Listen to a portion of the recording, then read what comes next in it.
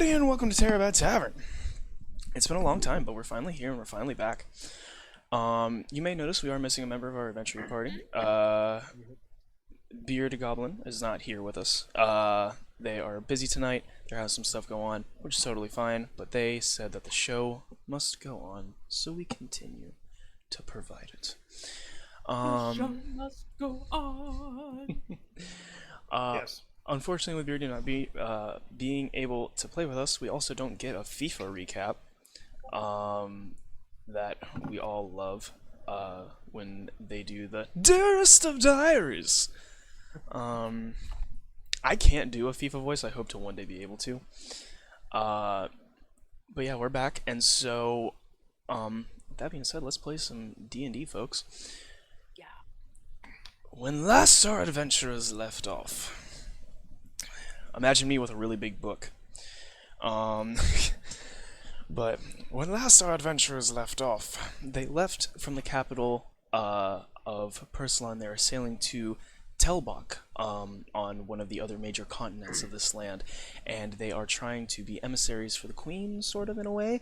They are meant to, under their understanding, complete some sort of task for the different lords and ladies of Persalon, and in return they will agree to a hearing with the Queen to create peace. Or at least that's as much as they've been filled in on their very quick, you need to get going. And I'm not trying to say that as a form of mystery, I'm just saying I don't fully remember everything I said verbatim, so we're just going to say that's as much as they know. But regardless, after an encounter with a cockatrix, rescuing of a chicken from its very loving home, if that's what you want to call it, and a short sailing trip, they have not yet made it to Telbach. Instead, they have found themselves boarded on the open ocean by a very fish-like pirate crew. They were all sort of attacked. The three below me, Azrael, Vaza, and Dorcas, played by Patty, Mystic, and Mr. Nerd, with a couple of nerds here respectively, were not so much held captive before, but sort of stopped in their tracks from doing anything. And Gildea, played by Mrs. Nerd, was able to keep herself righted and sort of assume this role of captain by this fish-like leader of everyone. Seems appropriate for you to be captain. Once again, we don't have Beardy, but FIFA was up on the mast trying to square off with someone who had invaded the crow's nest, trying to keep them sort of in line. For Beardy's absence, I'm currently going to retcon that, which I don't like to do. I don't like to, metagame and retcon things, but just for purpose of they are not here right now, I'm going to retcon that and say that Beardy is currently being held by that person, and somewhat, not so much as, again, captured, but just restrained.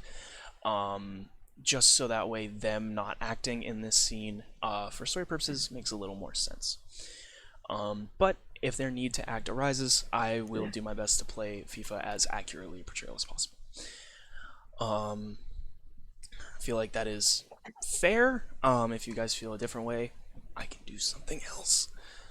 Sounds good to me. But with that being said, where we left off was, let me see if I can set the tone somewhat again.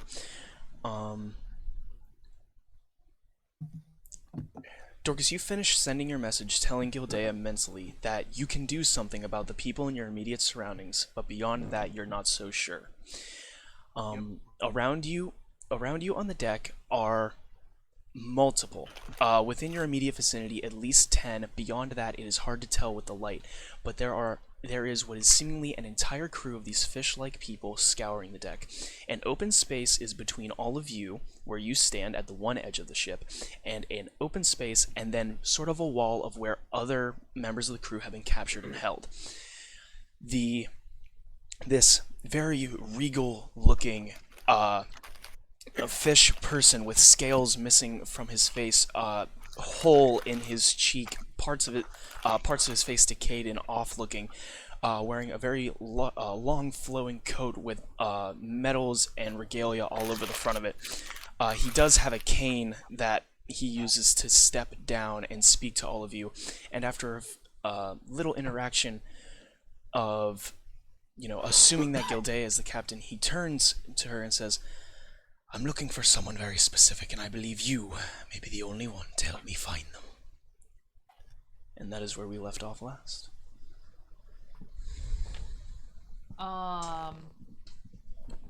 You seem to have a pretty good command of the seas yourself.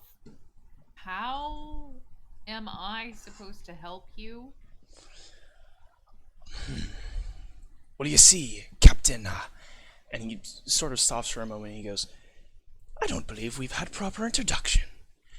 And he turns back to his crew and goes, Who allowed me to not have proper introduction? And they all sort of like look at each other and shrug, and he goes, Perhaps it was no one's mistake but my own. And he steps up to you and goes,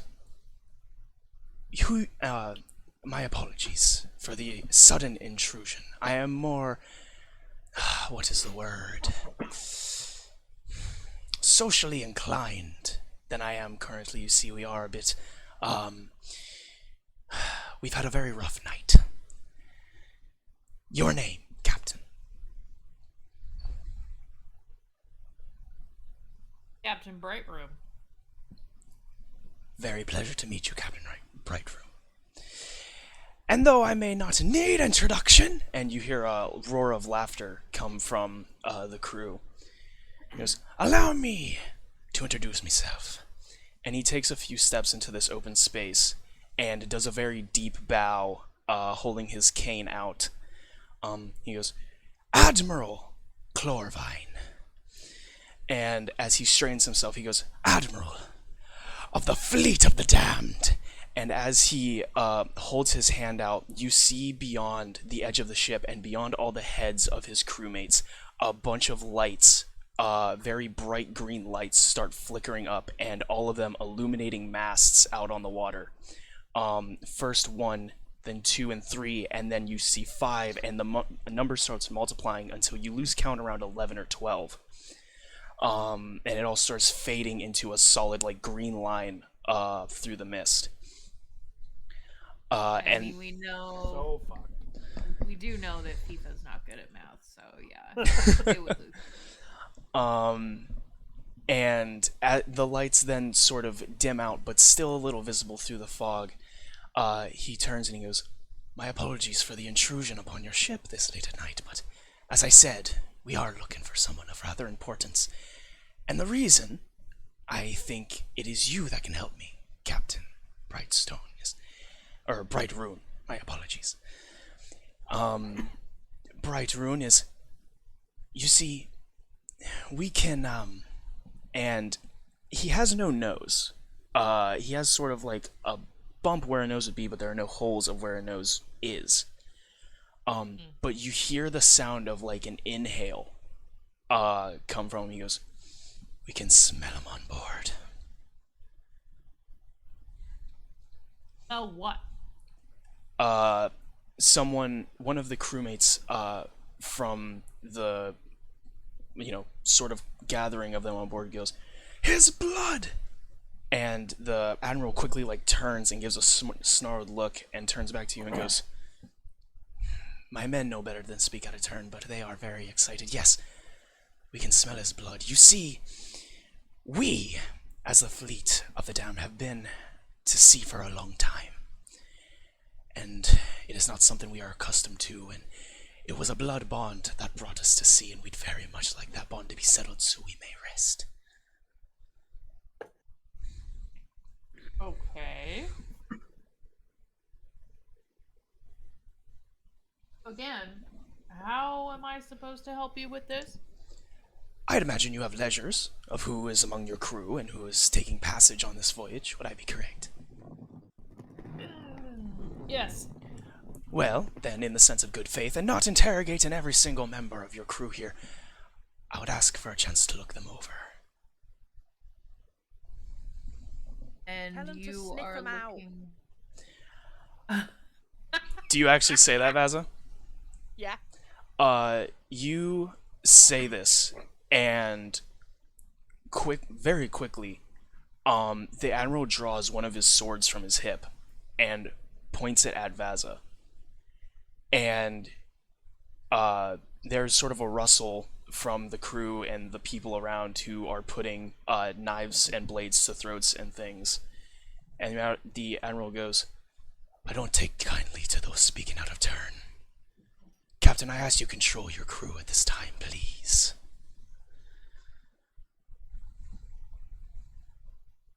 I just give Vaza a look like, "Get your shit together." I'm gonna look back at you like that with that intuition look of like, I made sense. You can smell them. She's like, I'm out of line, but I'm right. I'm not. Yeah, Well- I'm not entirely happy with this situation, but I'm not wrong. Oh, you're not.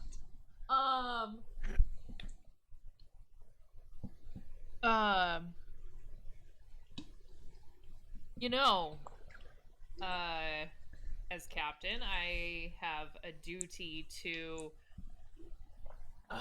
protect the valuables on board, and so revealing the contents of my manifest is bothersome. So, I would rather ask that you tell me who it is you're looking for. Because it seems like a who and not a what. He lowers his sword from pointing it at Vaza and nods for a moment. And he goes, "Of course. Privacy of cargo and all that." Yes. He sheaths the sword and rests himself on his cane. And he goes, "I'm looking for a man by the name of Alabaster. Alabaster Brightstone. He'd be old. I mean, God, I've been at sea for over 300 years. He'd have to be old."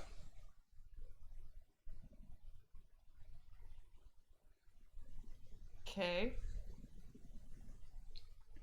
So, I'm gonna mentally send a message to Dorcas. Okay. Be like, "Do you know who the fuck that is?" And I would also like to, I don't know, do I need to roll something to know whether or not I know who that is? Yeah, I would say all of you can make wisdom checks.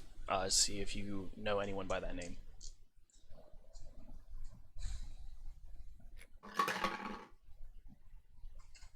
Okay. Oh! Wow. I don't know shit. You got a natural 20? Yep, so 22. Okay. And I got a dirty 20. Holy shit. Vaza, did you make a roll? Did. Where's my wisdom? Yeah, I got 11. I know much. I know. So, a dirty 20 and a natural 20, both incredible. With the natural 20, I will say that, Dorcas, this is what you will know. Through your research, you have, through, going through schooling and reading about historical figures and things of that nature, you do know that name. With a natural 20, you recognize it from one of your history books as one of the... So, when learning about magical history, you have to learn a lot about the old world, where Persilon came from, because that is a very pinnacle point in magical history for a lot of reasons. But one of the things you have to learn is about the different rulers, which one of them were magic, which one of them weren't, and there is a historical cursed king of the old world. Not much is written about them. They are sort of written out of most history books that you've gotten. There is a lot of speculation about how long his reign was, and when it started, and when it ended, and if it ever ended. But you recognize that name as this cursed king. Fuck, I don't even remember what I said his name was. Where's the note? Fuck. Bright room? No, it was like Mr. Brightstone. Oh, alabaster bright alabaster, stone. bright stone. Alabaster Brightstone. That's what it is. I'm gonna write it here. Even. In my knowledge, is he believed to be dead? So I will say with your guys's, okay, with your knowledge, you wouldn't know if he's dead, because he was known as a cursed king. You wouldn't know what the curse implemented. Gildea, you know him because of studying battle tactics. Being in the military, you studied a lot of information about battle tactics and how wars were fought. One of the things you know is that this cursed king supposedly led both the army and the fleet of the damned. A legend to most. No one really ever knows if the army and the fleet actually exist. They're more stories. Now coming face to face with these people, you know they are real. And for that matter, you, I would say, with your dirty 20 and with Dorse's information of knowing who it is, would know the last battle he was ever known to be involved in happened. So the Admiral here said that he's been at sea for over 300 years. The last battle you've ever known him to be involved in was well over 600 years ago. Oh shit. Do we know, was this guy also like a mage? It never. What race he was? You know him. You would know him to be human. You wouldn't know if he was magical. The only magical information people know is that he is cursed. So whether it's magic that has him cursed, magic that has him ruling over, these armies and this fleet, whatever it is unknown. But he was human for the most part, is what most of the legends and writings say. Am I able to recall at all if I've seen anybody that would be, ancient looking while we've been on the ship? With that check, no one that would look as ancient as this man is described. Okay.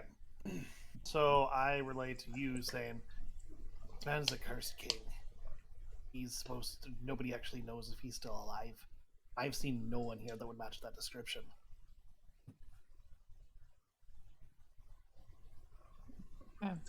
I had to cast that spell again to send that message to you, so you're allowed to respond to me one more time. Okay.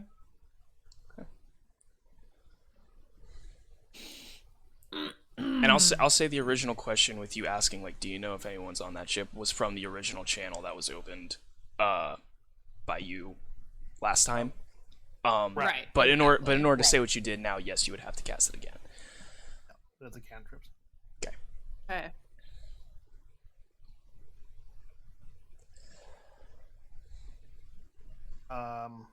But they said they can smell him. Most that I can offer you, I'm going to cast it again. The most I can offer to do is to try and detect his magic on board this vessel. But you have to let me up for that. Because you're being restrained, right? Yes, he's on the ground. Yeah, he was tackled whenever the boarding happened. Okay.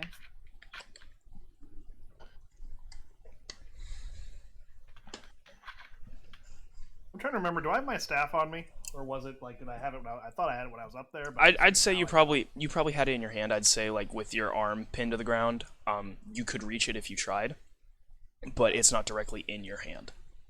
Okay.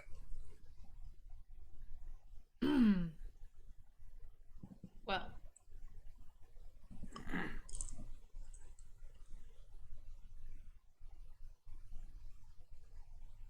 From one commanding officer to another.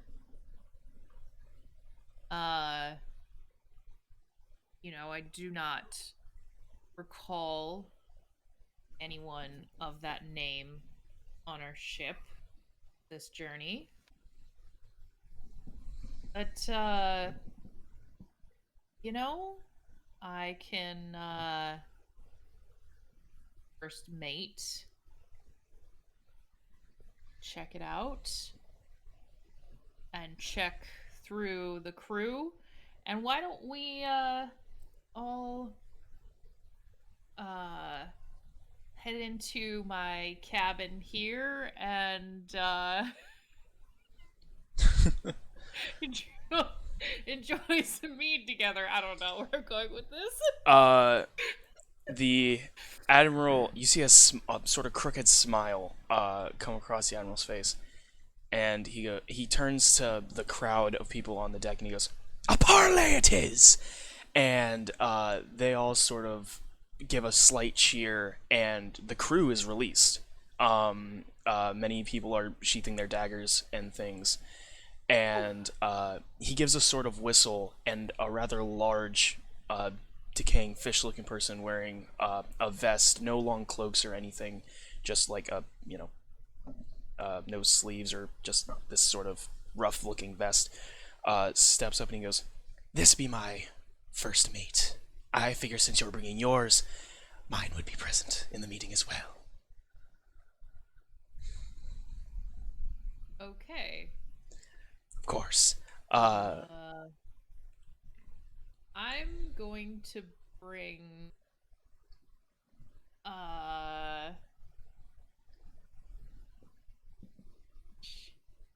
trying to think of who's gonna be best for this.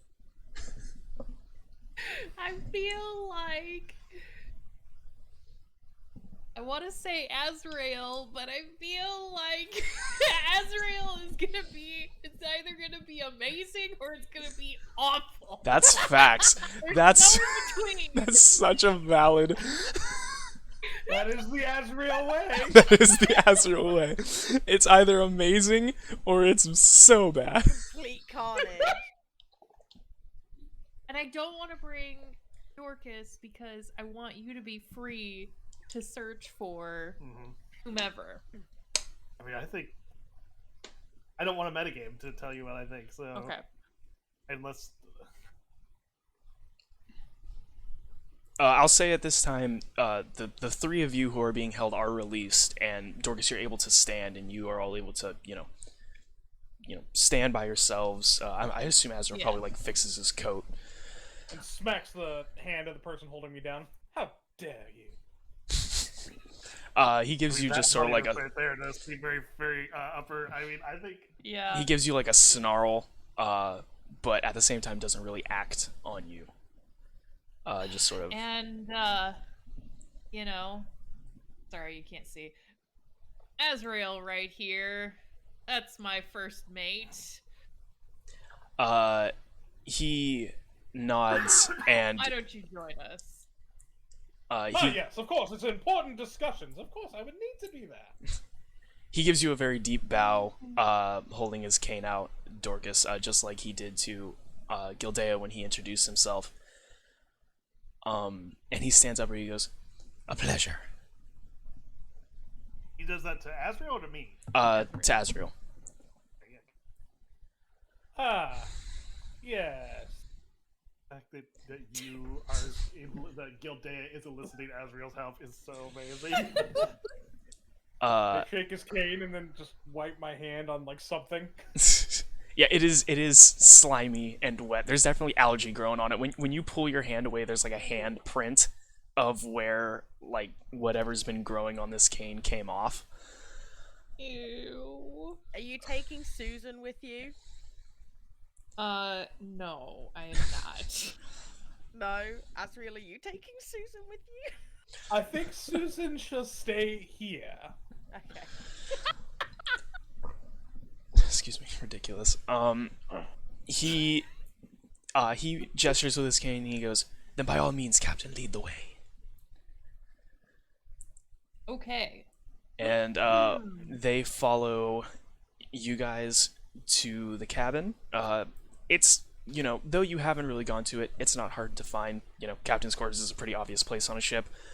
And you head that way, and just before he walks in to the captain's quarters, he turns around, looking to the crew, Dorcas, Vaza, and the rest, and he goes, "Make yourselves at home, boys. uh, Uh-oh. and walks in and closes the door, and there's a resounding cheer, and surprisingly, like, there's someone, like, sound of a flute starts playing somewhere. There's music coming from little bits of the crowd, as people are getting pulled away, and barrels are getting tipped, and, you know, dice are getting spread out for games, and people are just, like, it's almost like the last few minutes haven't happened.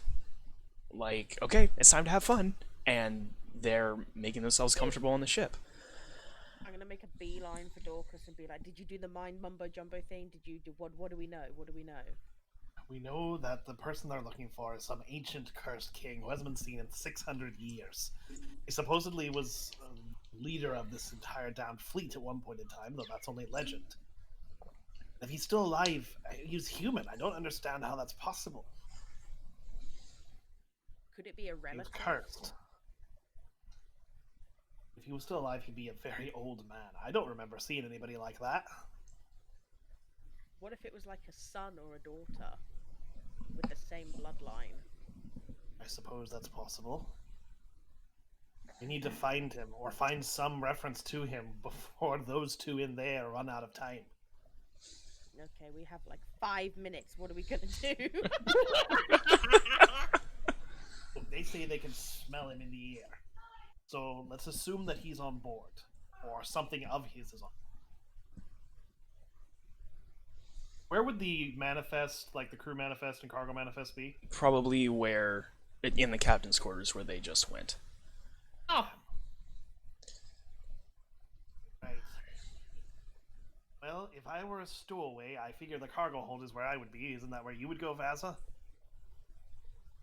Yeah, or hide in plain sight. So do we go together, or do we split up and go look in different locations? Think we should go together. I still don't Right. trust these fishy people. They look weird and they smell funky. The smell is definitely getting to me as well. You you say that, and there is one, like, walking past, and he just kind of, like, shrugs and goes, "You'd smell too if you were under the sea for 300 years." Yeah, well, that's not my problem now, is it? He sort of steps up to you and goes, "Oh, it is your problem. Because if the Admiral says that the man he's looking for is on this ship, then he's on this ship." Would you like And a what do tic you tac? know of this man?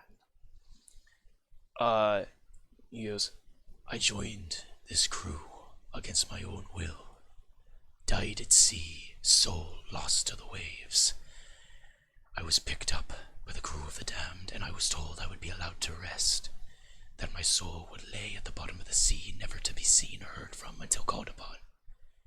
And then when we were called to war, I was never put back, roaming the seas for over 300 years. And he gets really close to you and he goes, "I was human before this time. You know how long 300 years does to a human mind. The things you see." So who called you? This alabaster? The very same.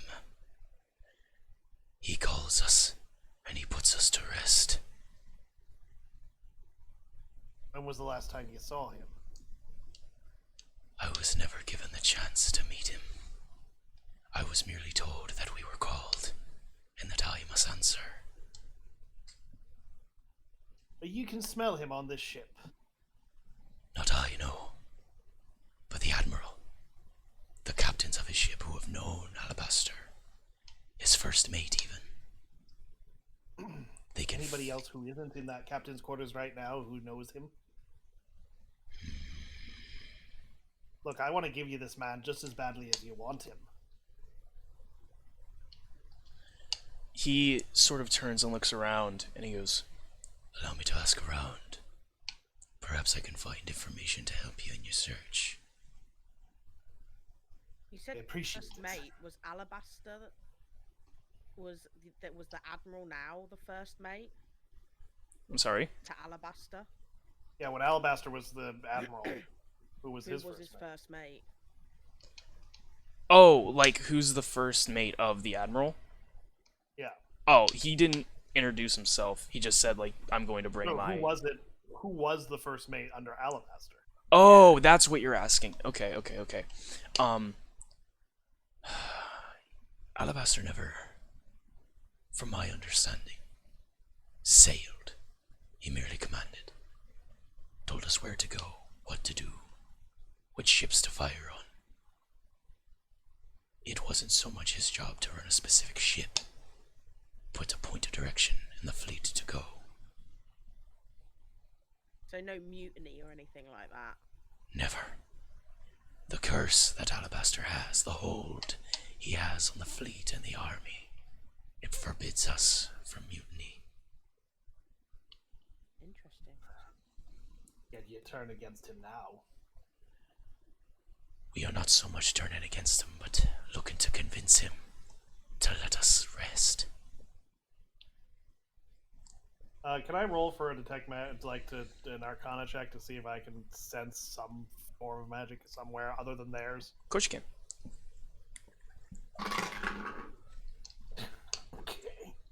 Yeah, I don't know shit. That's a 6 with Yeah. with a 2 being the roll. Yeah, I would say with the general magic feel from yourself, your friends, the whole ship, and what resides on it, there's no excess things standing out.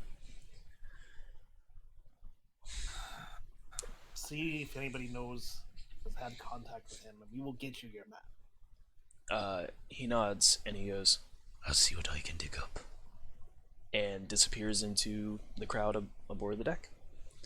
I turn to Vaz and I say, "That could have gone a whole lot worse, I suppose." Could have died. We did really well. You did so good. Thank you.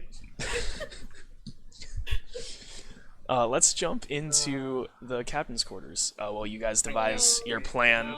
While you guys devise your plan and how you're going to search around. Oh yes, so as I understand it, you're looking for an Abacus Rocky Road, is that correct? The captain just grimaces and gets upset, and he goes, "Alabaster, bright stone." Yeah, that's what I said. His first mate turns and looks at you, and the Admiral looks to Gilday and goes, "Interesting company you keep on your higher ranking office." He has other talents. He steps up and takes a seat there. So the captain's quarters is a very large room, taking up pretty much this whole back quarter of the ship. There is a window at the very far end looking out on the back. There is a very large, nicely carved wooden desk in the center with a very regal chair facing the door you just all came through, with a couple other chairs on the opposite side. There is a curtain drawn on the one, like a solid wall, and then a curtain drawn to the one side, and on the other a few shelves and things that have been nailed to the wall with mantelpieces of different kinds of fish, swords, and things of the like that are all secured to the wall so they do not fall out in rough seas. There is a chandelier that oversees this desk space that is providing light for this entire room. And the Admiral sort of walks over and takes a seat in one of the two chairs across from the main chair and goes, "So how do you intend to help me, Captain?"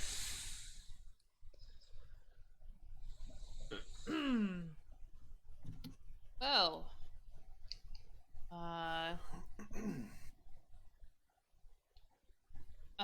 can I roll a perception to find the manifest?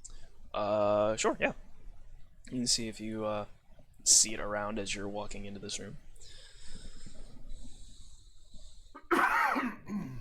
21? 21? Yeah. So as you cross over... Crit. It was a what? I crit. Oh, shit. So as you cross over to the desk that he has sat down in front of, you see that there are multiple books sort of scattered about on the desk. And as you look through them, you find specifically the manifest. And you flip through very easily, finding the date when you all left. And there are two forms of this manifest, two different books, both with similar information. One is purely cargo, and has all the information of what's in the boxes, what you're carrying, what some of the other ships are carrying that had to be switched around. The other is a passenger manifest, a much smaller book, but this one has the names of the crew members that were traded between ships for whatever reason, and of course you see your group's names amongst this list for regular passengers. And that's as you see it right now. I would say if you want to see if you can find that name specifically, it would be a investigation check, a fairly easy one, but an investigation check nonetheless. Okay.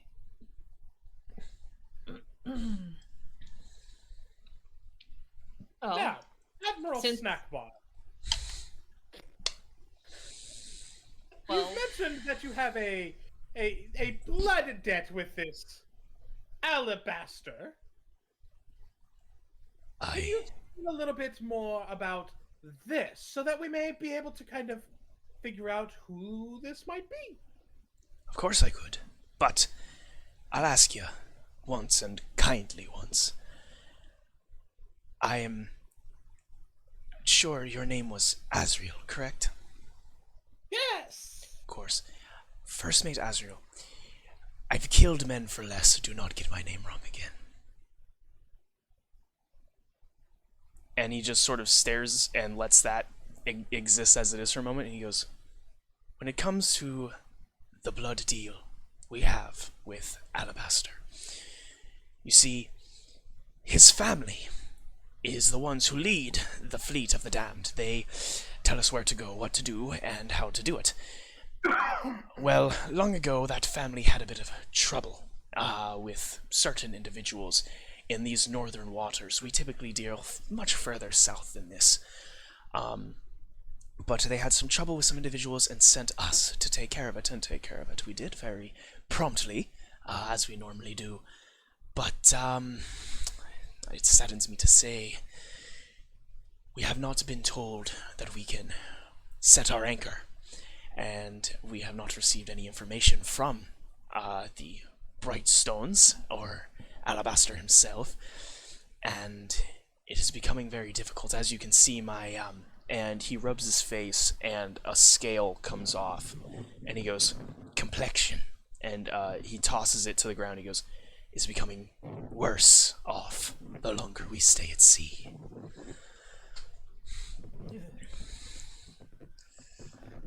that's that is unfortunate. Aye.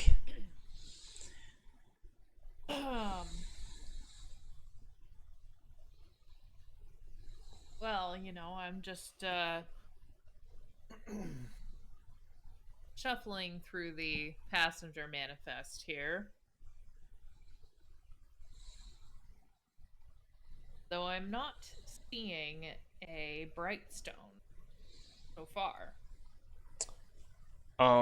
He has his hand on the top of his cane, which seems to have like an odd crest engraved into the top of it. The cane is sort of a round, like medallion-looking thing, and a crest is engraved into it. And he begins tapping the top of his cane when you say you don't see a bright stone on the manifest.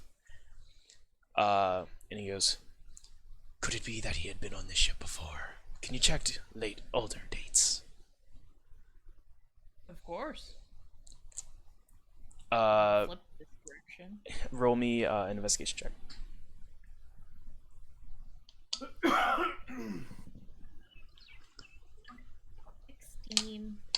16. Okay. I will say you were able to flip back to the last major voyage that this ship took.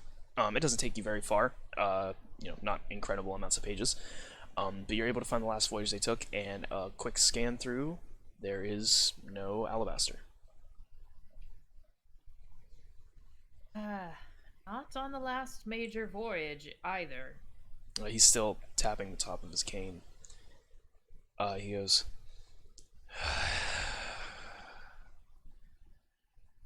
Have you had close calls? Clearly, you have not found this bright stone, but have you had close calls before?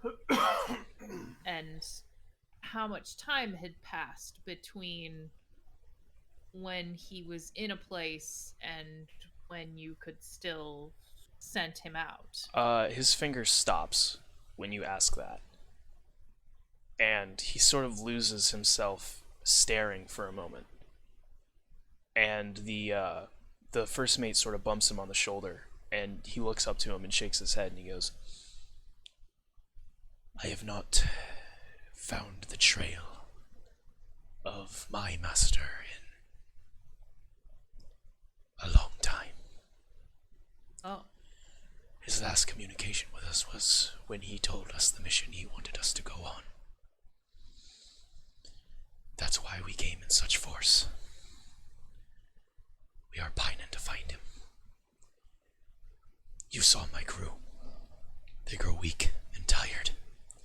Over a dozen ships with men that all look like this. I don't care what happens to me. He can kill me in order to settle the debt, as long as my men get to rest. As a captain, I sure you can understand such a very, and like he grips the top of his cane very tight. He goes, intense feeling to have. Of course. Everyone deserves some rest. Yes, very noble. How does your thingy work? He looks, his eyes dart over to you, and he goes, when I say I can smell him, is that what you're asking? Yes, because I see you're missing a nose. He goes, I see. He stands up, and he sets his cane against the chair, Oh my god. and he goes to the very regal coat he has, and he goes to unbutton the top button, and he turns and looks at you, Gilday, and he goes, my apologies, but if you wish to avert your eyes, I don't want to be indecent in the company of a fine woman such as yourself. And he unbuttons his coat, and he opens his coat up, and you see that his torso is lined with gills, which seem to be flowing bigger and smaller in the rhythm of someone breathing. He goes, it's more of a sense. I can feel his presence, smell it in the air. That sort of thing. And how long has this been going on? Since, let's see, I sensed him hit water a few months ago. We tracked you here, so that long.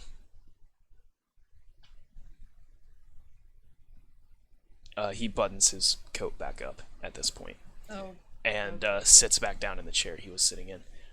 We will jump over to Dorcas and Vaza, who wanted to be searching the ship. Has the other guy come back at all? I'll say at this point it's only been a few minutes since your guys' conversation kind of overlapped with the one they're having right now. So probably not quite yet.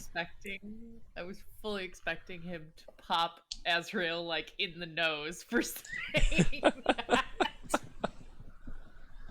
Okay, I'm gonna go to Vaza and say I don't know if we should wait here or just start looking without hearing what that person has to say.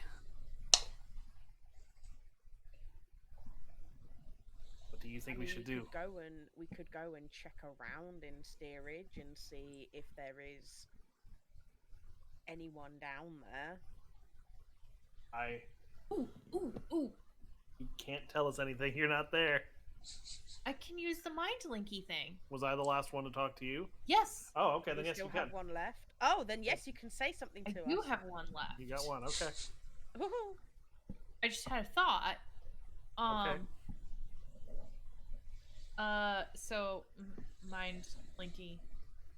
Go and see if you can find the actual captain and actual first mate, and figure out if this person's on the ship. Hideo says that we should go find the real captain and see if they know about this person. Do you remember what he looks like? The real captain. Shit. I spent a lot of time with Susan. Hang on, one moment. Roll a wisdom check. Both of us, or Both of you, if you're both trying to Oh, recall yeah. what the real captain looks like.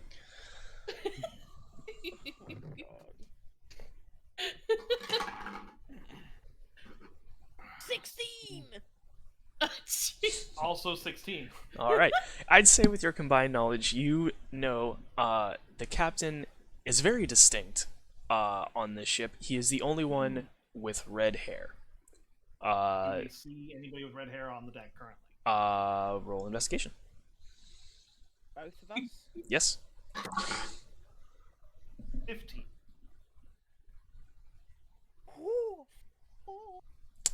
Neither of you, just sort of scanning the deck, can find a person with red hair.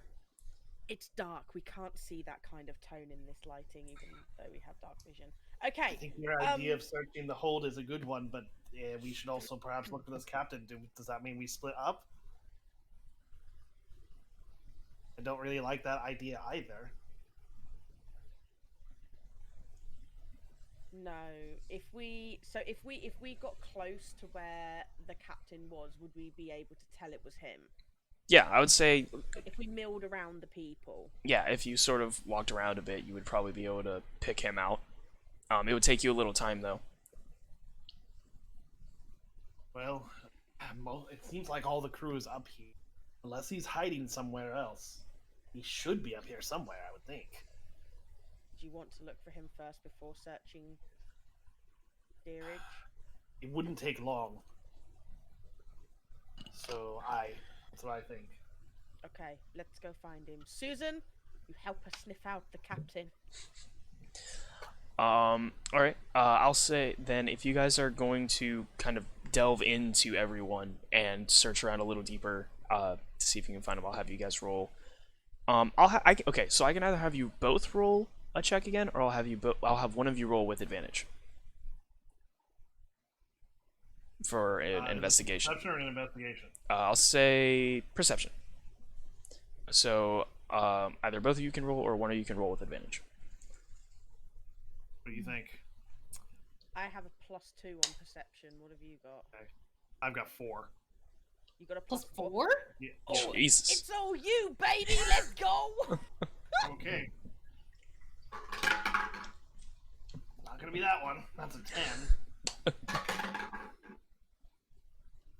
Oh, but that'll work. That's a 22. Oh my goodness. Yeah, let's go, baby. 22. All right. You two begin looking around on the upper deck, and it takes you a little while because everyone's going around, and the two crews are trying to mesh, but at the same time it's a very tense situation since all of these guys almost killed you a few minutes ago. And you see a few games of dice being played. You see a couple people trying to play music together and figure out what songs they each know. And as you're looking about, you bump into the first mate, who the first mate on this ship kind of doubles as the quartermaster. It's the person that originally brought you all onto the ship and signed the waivers and everything for you to come on. And as he bumps into you, he's like, "Oh, are you guys enjoying yourselves? You look like you're really looking for something right now." Actually, we're looking for you or your captain. Both of you, really. Oh, well, the captain is, and he turns, and then you see his face sink for a moment. And he goes, "The captain called it an early night and went into his cabin." What? before, okay. Do you know about this alabaster? What Brightstone? Uh, Whatever. whatever. Yeah, I have no idea. Like, I'm gonna listen. I checked every person who came onto this ship, and I'm telling you right now, no one by that name. Not a single person. Honestly, because we're a trade vessel, we don't take people over a certain age. So him saying he's old means that we wouldn't even carry him. What point did the captain go? What point did he call it at night? Yeah, Long before any of this happened. I'm sus of the captain. Because if these people can sense him, theoretically he can sense them. And he's not on the manifest because he's the captain. Oh. I mean, his name would be at the signature. I have to get his signature to confirm every manifest I do.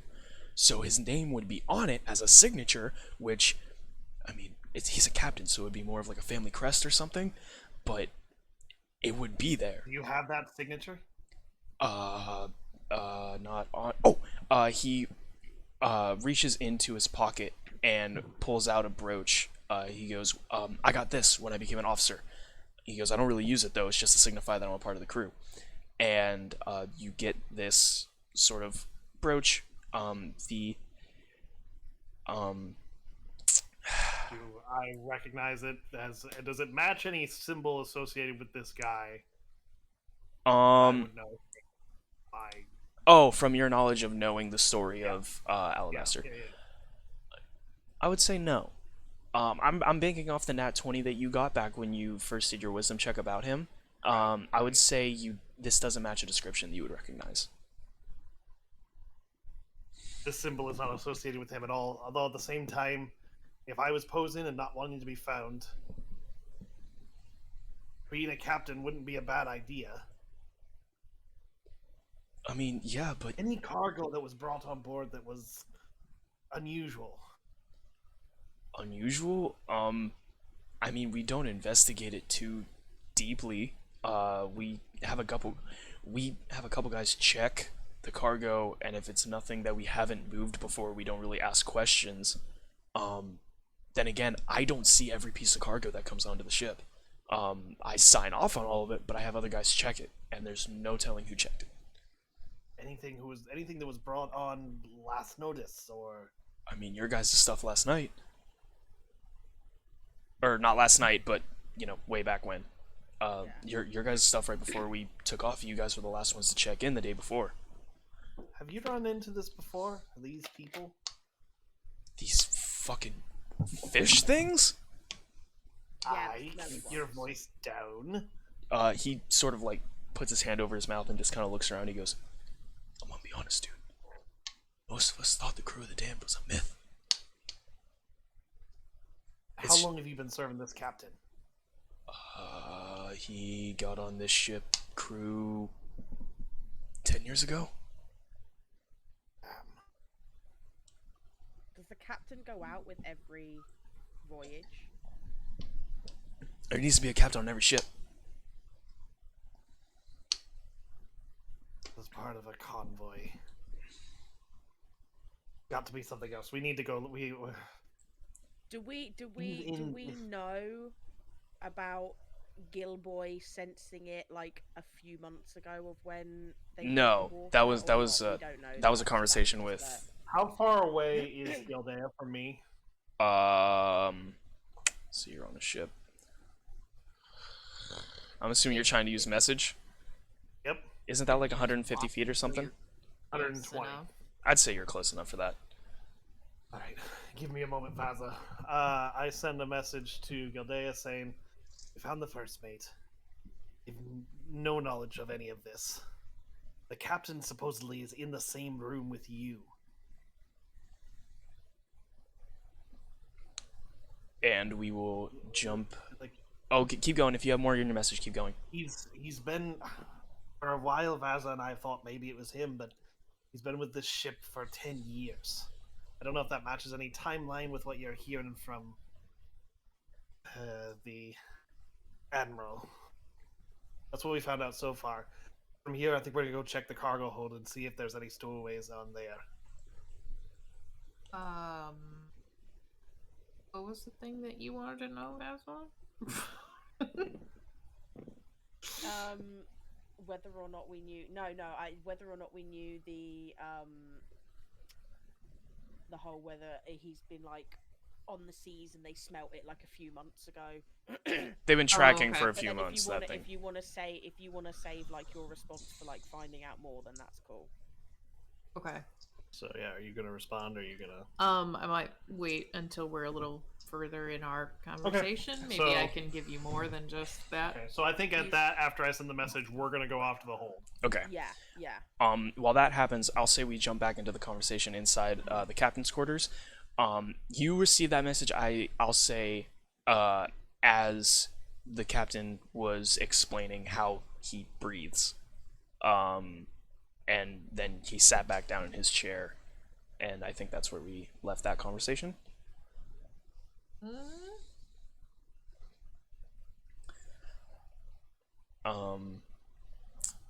So he sits back down and goes, so, as I said, we picked up on the trail, and I want this to end. That is why I am so adamant about you searching your books, Captain. I can't agree more. It feels like I feel like it's a violation for someone like this to be on our ship and have us not know about it. They seem like quite the unsavory character. I'm glad we are on the same page. And he sort of gestures to your ledger. He goes, as it were. He goes, so, with that being said, let us get to this stowaway, if that is what it is, and we will gladly be on our way once our business is settled. Rightly so. While we're talking, can I be like furtively glancing around trying to find where the actual captain is? Make a, Perception? yeah, make a perception Or check. investigation? I'll say if you want to make an I'll say if it was an investigation, you'd actually be like walking around the room. But if you're just trying to figure it out from your seated position, it would probably be just perception.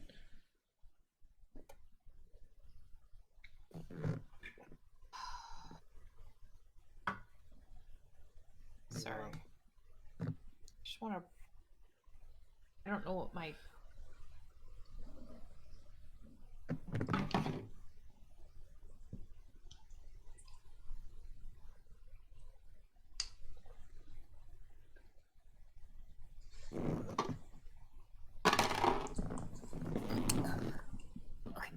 Perception 16. I'll say with that, with 16. I'm sorry, I'm pulling a mulligan. You look around the room as you talk, and you notice that curtain that is drawn again. And you realize that aside from that curtain, there's no space for a bed in this room. So you would surmise that behind that curtain is where a bed would sit. Okay. Okay. Oh my god.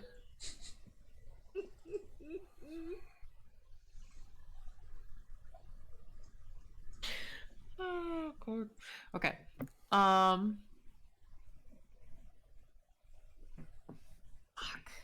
I don't know. So after he's talking, I pull out my bag and look at the Admiral. I'm like, I've noticed your little falling apart. Have you tried one of these? And I give him a health potion. He takes the health potion in his hand, and he goes, have I tried one of these? You ever lift a curse with a health potion, boy? Can't say I've ever been cursed. Well, if you like, and he pulls the cork. He pulls the cork off the top. He goes, "I can show you how well it does." Oh yes, please do. He downs this health potion, and you see him kind of, chug a couple times, and all of the potion goes out of the bottle. And he tosses the bottle to the side, and it breaks off the ground, and he goes, and he opens his mouth, and just sort of like seawater comes out. The color of the potion is completely gone, and seawater just sort of pours down onto his lap. And he coughs a couple times, and he goes, "Nothing fixes this."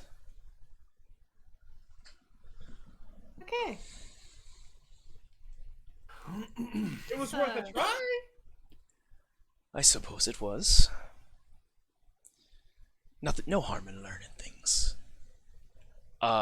He turns back and he goes, "Captain, as you were saying, since we're talking..." Yes.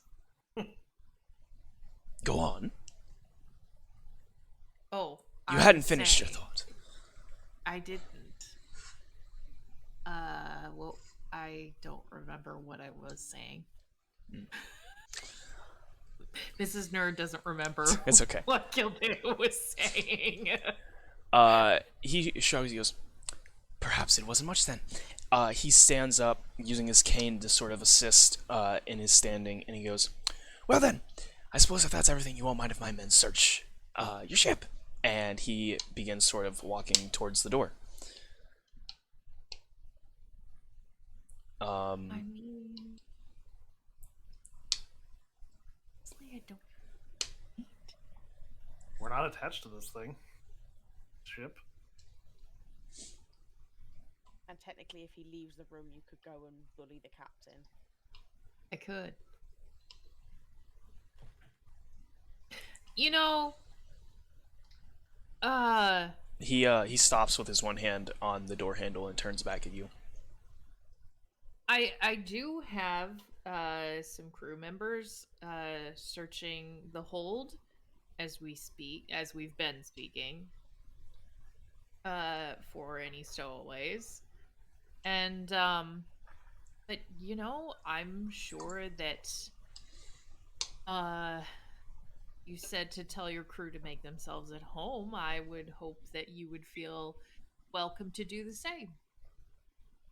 Aye, I would. And he opens the door, and you hear the, bustle that's going on the deck. And he goes, "I'll have them do so, and as long as we find what we're looking for, we'll be out of here very quickly." And as he goes to step out of the door, he turns, and he goes, "Rogue." And the very large first mate turns and looks at him, and he goes, "Start here." And he steps out onto the deck, and this large fish sort of nods and goes, "I hope you don't mind, but I will be searching your cabin." Not at all. Go right ahead. And we will cut to Dorcas and Vaza, who are now in the lower storage deck. So we're going around looking there. As we're doing that, I can say, I wasn't really excited about returning to Talbot, but this is not exactly what I had in mind when I was hoping for a delay.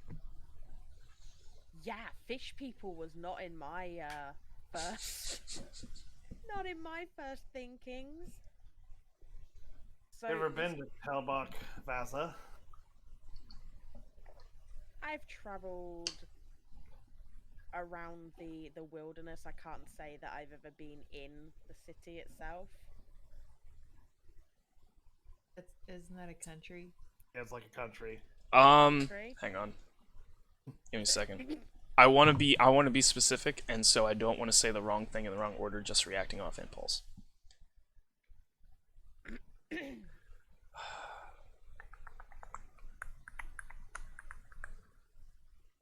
What? That doesn't seem right. That doesn't seem right. Are my notes wrong? Did I make my own notes wrong? That'd be new. Give me a moment.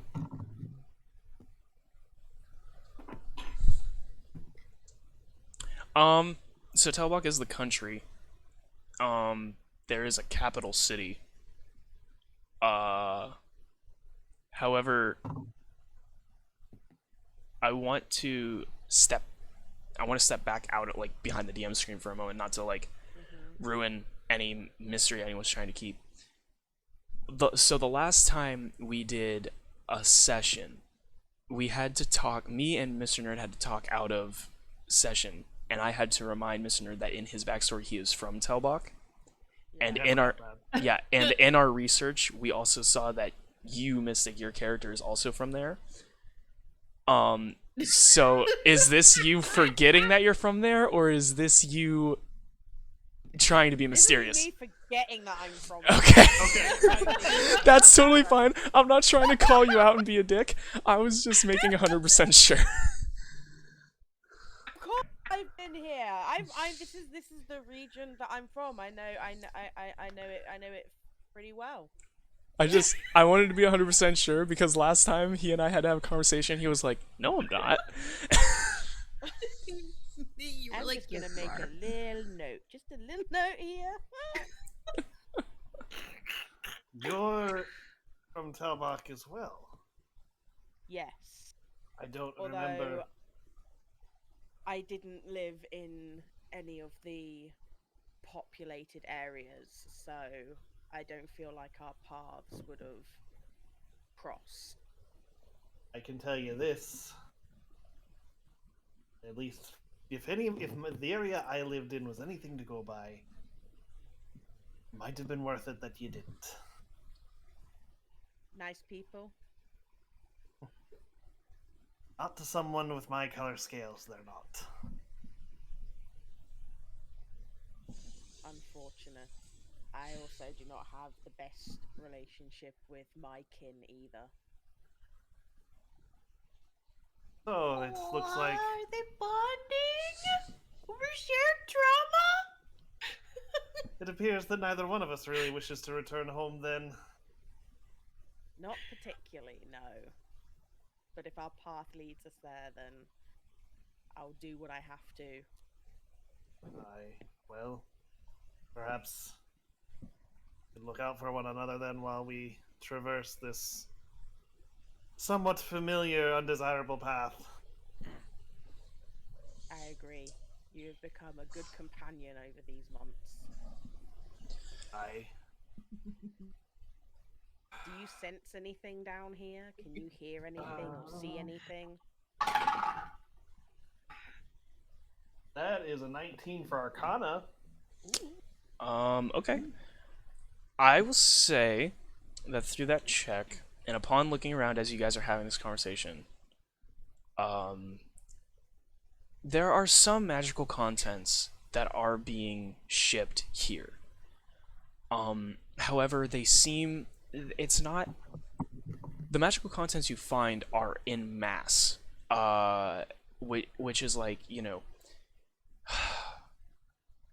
things like specific, okay, how do I explain this? Well, let me put it this way. I can detect so the people who boarded the ship, I'm assuming their flavor of magic is different than other stuff. Yeah, and so that's what I'm trying to figure out, what is different here, that you would like hone in on. Because of course there's magic in mass, but the thing like in your area that you're looking, damn. Am I hot or cold? There are Yes magical or no? there are magical things down here, and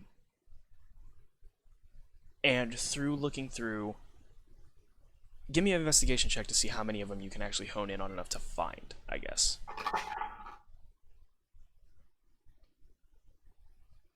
That's a 22 again. Shit, okay. You find a couple of things. You find you find an amulet that seems to have a sort of magical aura. You can't exactly tell what magical aura it is without casting like a detect magic spell or anything like that. You find that. You find a couple arrows that have an odd magical hue to them, and you also find a box filled with spell books. But once again, these are, pretty average wizarding spellbooks. You assume they're probably being shipped. There is a tag on the side that says the Telbach Wizarding School, so it is presumed they are textbooks for that school.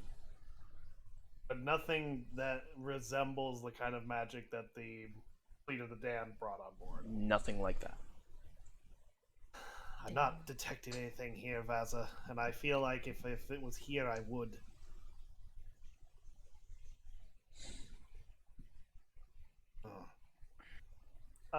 Is the amulet marked in any way, shape, or form? Yeah, with like a crest or anything. No, it just seems to be intricately carved ruby amulet.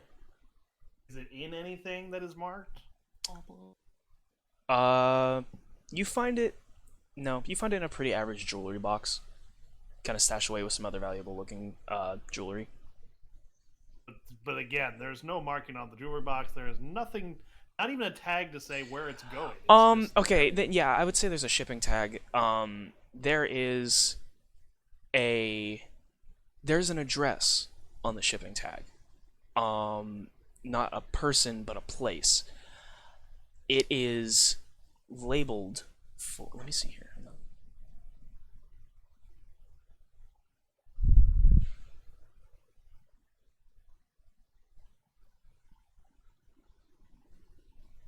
This is maddening. You're doing the slew thing. I'm having to do the song and dance up here. You were the one who said you were captain. You could have said it was one of us. I know, but I could have been I can't captain. because I'm rolling well. I know you are, and that's not the problem. You just want to be doing it. I just want to be doing that part. You find. Here's the tag that this says, and I'll tell you what all these words mean. The shipping tag says, "Ship to City of Valar in the country of Telbach. Gold Scale Palace." And the Gold Scale Palace, as a resident of Telbach, you will know is where the royal... It is the royal palace of Telbach. So this is presumed going to the Lady Goldscale.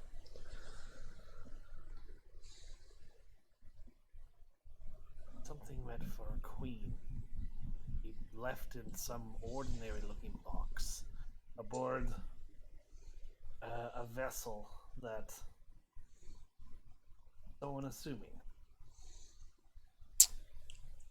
I would say it is at about this time. Some of those other I'm crew going to take members. that, by the way. Okay. Before you go to that. Yeah, I'll say you stash that. Add it to your inventory. You can just label it as enchanted amulet, as you don't know what it does yet. Is it gonna be good? Is it gonna be bad? It is about this time, I would Amulet say. in like the middle, is it like a gem or could it be like a vial? It's a ruby in the center. Okay.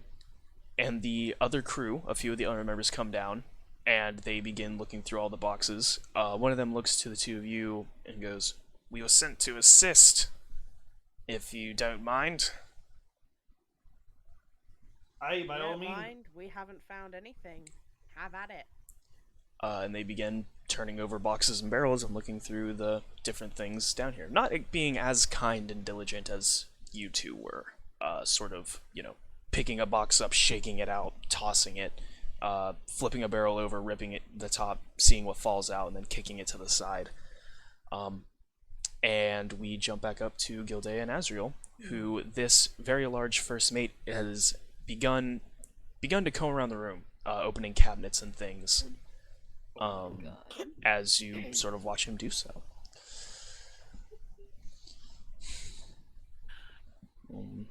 What's your guys' go-tos here? I don't know anything, so I'm just letting him wander around.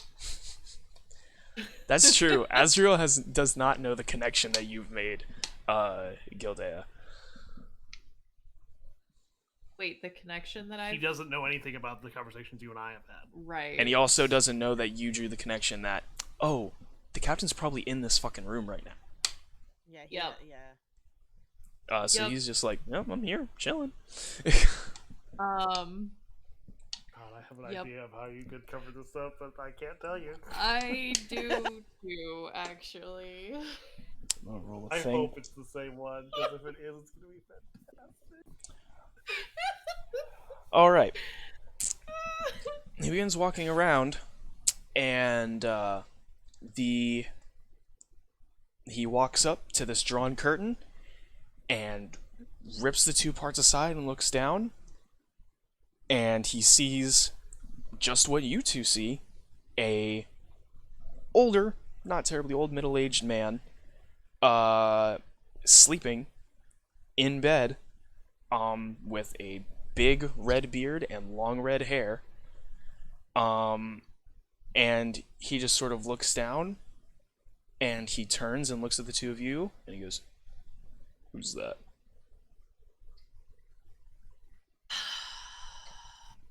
Do I recognize him?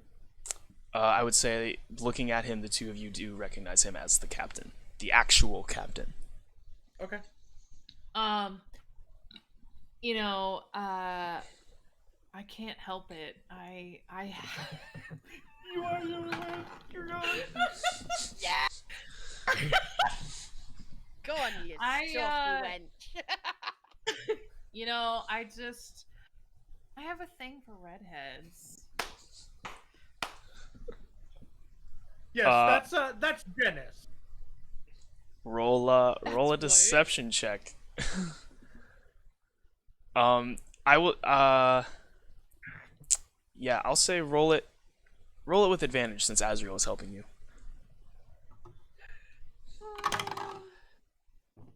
Oh, that's a 19. Oh my goodness.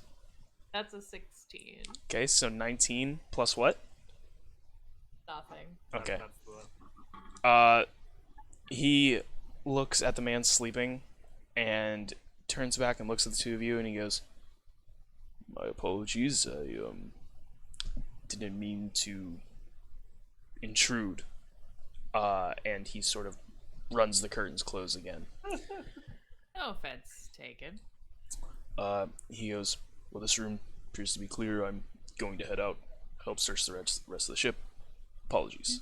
By all means. You just talked about him like he's a plaything of yours. It's just He steps out of the captain's quarters, leaving the two of you in there.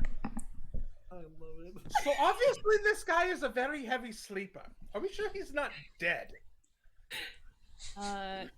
No. And I'm gonna go over there and make sure he's not. Make a medicine check. Should just leave that there. Yeah. 12. He's not dead. He's drunk. Oh, well. Oh. He stinks of rum. That's why all the rum was gone. Is there any water in this room? Yeah, I'd say there's a bucket of water. I'm gonna go get a bucket of water and just pour it on him. All right. Oh my god. You splash this water on him, and he jumps up and from under the pillow pulls a dagger and goes, "Who does it? I'll kill you dead!" And like sort of looks at the two. He goes, "The hell are you doing in my room?" Whoa. Whoa. We've been boarded by the crew of the damned. That's good. That's a good one. And I'm gonna walk over to where the Admiral, what was it, bolted scales, and like kick one towards him. He's laughing, and you kick that over to him. He goes,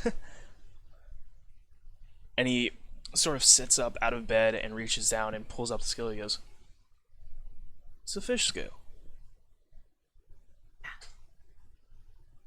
Of a man-sized fish person. I mean, they're a big fish right in the middle of the ocean. Oh my. I'm sorry. Hold on. Just hang on. And like he kind of rubs his face and like gets some of the water, like pushes his wet hair away. He goes, "You woke me up because of a bedtime story?" Dennis, come here. My name isn't Dennis. Well, whatever your name is. That's the name I gave you. He stands up and he goes, Wait, what? Okay. he goes, What did he say his name was? Because I don't remember. he had you never really had a conversation. Like Oh. we never, yeah, we never did a conversation between you guys. So you, as of right now, don't actually know it. Oh, okay. But he goes, all right, I'm coming. And like he sort of like tries to slip his boots on as you're carting him away. I'm gonna open the door so that he can peek out. Okay. Uh-huh. You crack the door and he looks through, and he goes, "What am I look?" And he whips around, he like slams the door behind him, and he puts his back against. He goes, "That's the crew of the damned. Yeah. They're real. Yeah. You are a very smart man. Why aren't we dead?" Very observant. Why We're aren't not we dead. dead? Yes. We're not dead yet, yes, because I have been talking our way with them. I'm the captain presently. You're, And in case Did I get mutinied? I'm sorry? Did I get mutinied? No. No, you were just in here and they boarded and were gonna take over the ship, so So I'm still the captain. I mean, technically, yes, but as far as the fish people know, I'm the captain. Which I would, if we want to survive this, we may want to keep it that way. So you are the captain's, shall we say, bitch.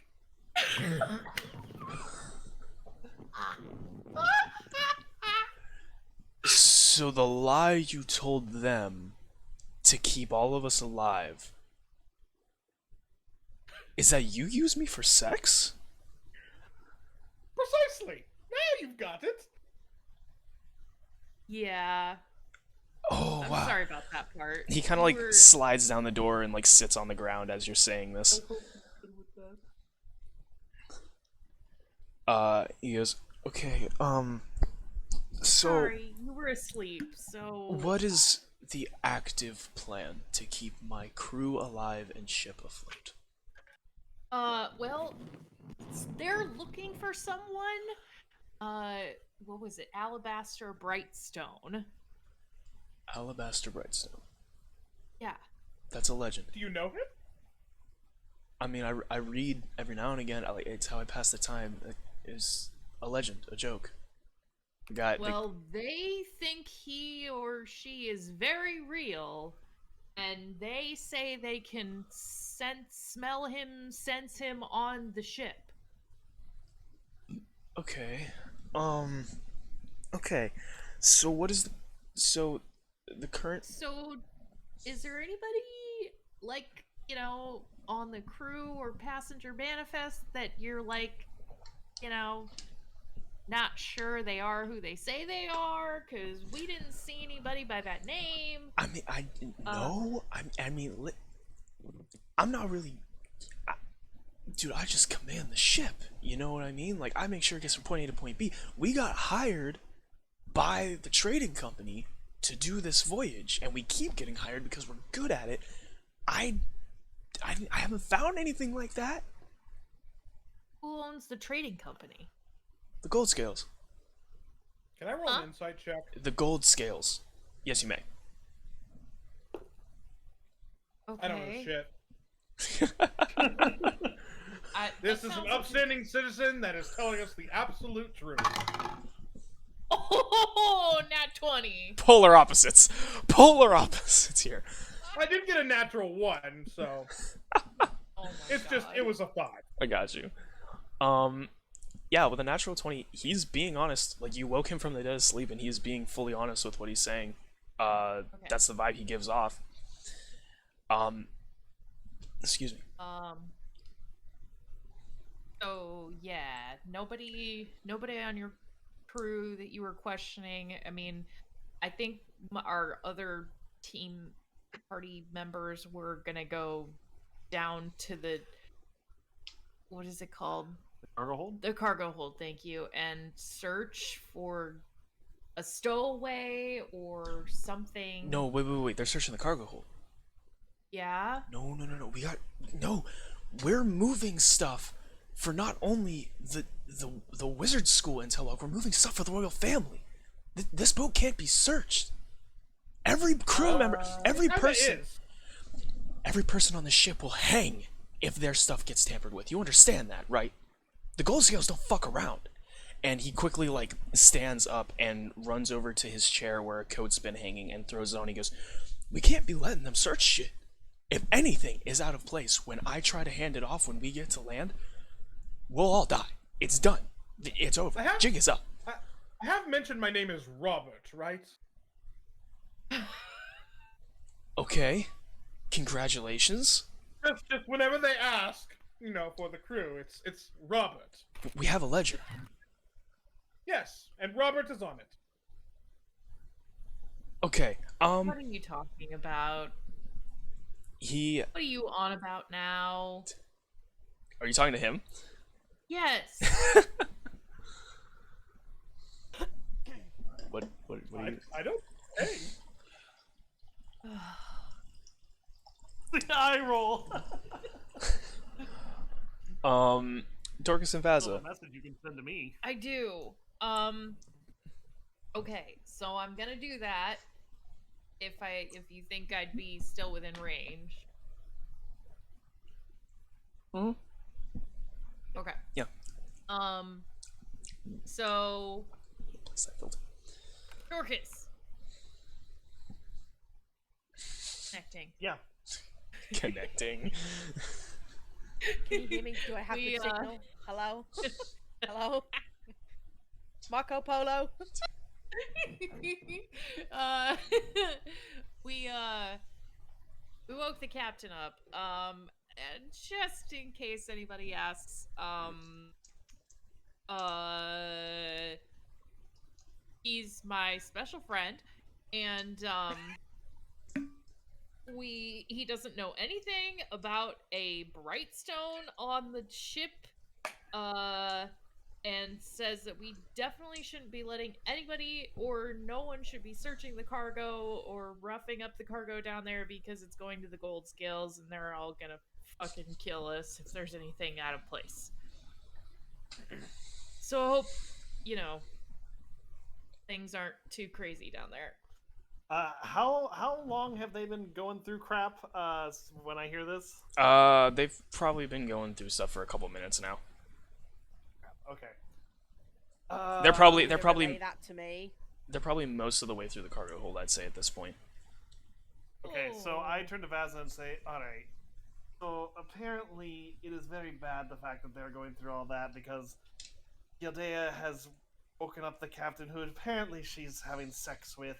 I mean, I know we've been on this boat for about a month and a half at this point, so... She made him her funky monkey? That's what she said! She said that it's her special friend. What else could that mean, right? She's sassy.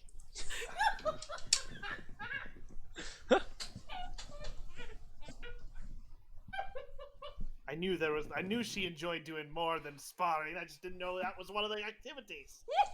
Sparring. Don't worry, Dorcas. I think it's just a cover story. It's okay. But what about the cargo? What they can't touch it. They're already Apparently halfway through it. What are we gonna do? I don't know, because apparently if it's tampered with, that isn't good. And if this is for the gold scales, then I've only heard story. I was not in the same, did not live in near them. Correct, Soul? I knew of them. I would say you never met them. Knowing what I know about your family tree, I would say your family probably knows them relatively well.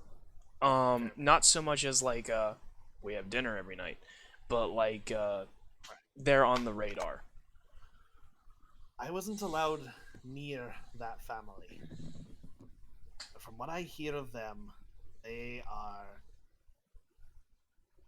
rule rather rigidly, to put it nicely. You just know of them from, like, in general, wouldn't I, from just living in the area?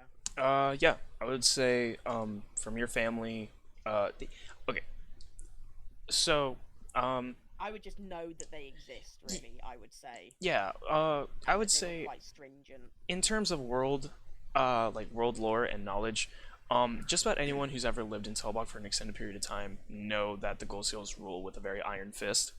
Yeah. That the laws throughout Telbach are super strict for the rest of the nation. Even talking ill will in any way, shape, or form towards the Gold Scales usually lands you in prison, depending on what you say. They are not in any way lenient. Yeah. Plaza, Yeah. I think there's only one way that we get to Talbot and keep our heads. This ship cannot make it there.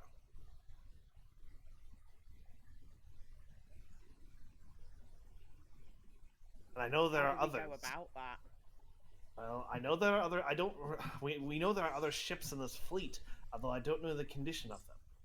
I will say you did watch 2 of them explode before yours was boarded. Okay, but there's more than 3 ships. Yes, yes.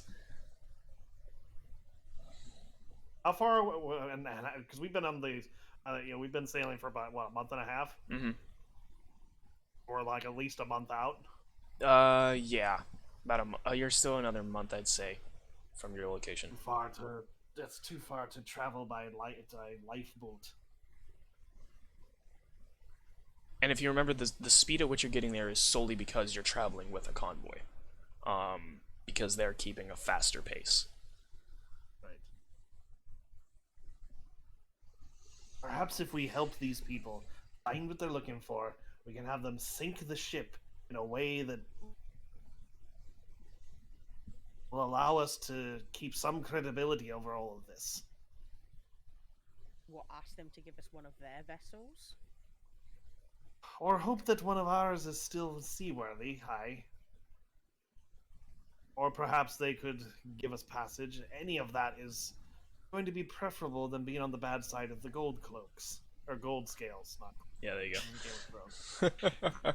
Are we at the point in our voyage where we're past any island stops? Have we like kind of hit the point where it's just open sea between us and there? Yeah, you're on like the last leg. I would say there was like a halfway checkpoint that you guys have already hit, where like a restock happened, crew got traded around, whatever needed to go on. But you guys are on sort of the last leg, like, you know. What I know is that we need to find this person so that these people feel like they owe us something.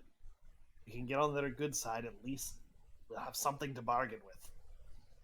And if we slightly changed our angle of direction, could we potentially land in the neighboring kingdom to then walk into? I'd say yeah. Based off just a general look at a map, you could do that. You know that's a possibility, but it's a trade route, so they follow a very specific sort of thing. But if you're trying to say like, oh, we'd go it alone, you could. Is there some? I mean, I'm trying to think of something we haven't done. Some way to figure out where this person or thing is. I haven't detected their form of magic in this entire ship's hold, which means he's somewhere else. Where else would you go if you were trying not to be seen?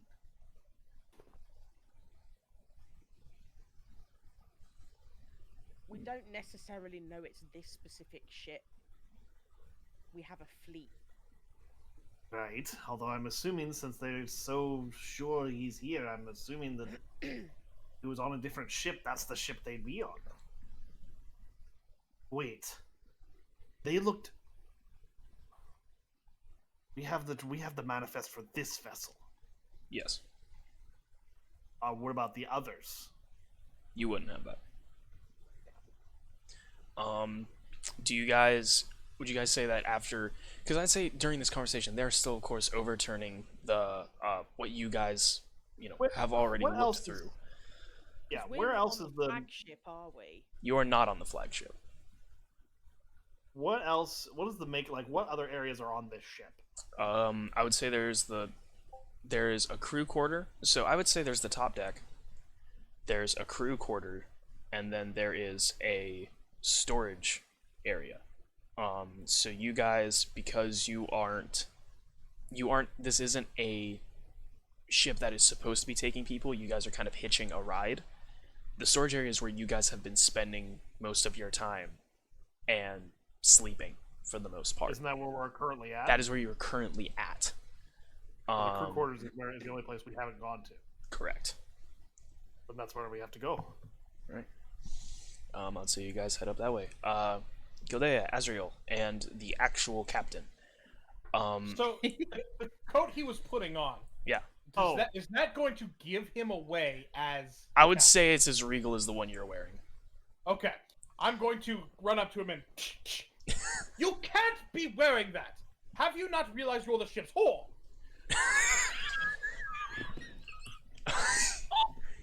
He sort of shakes his head, and he looks at you and kind of like squints his eyes, and he goes, and slaps you, and he goes, "What kind of gentleman doesn't give a whore a coat after a good night?"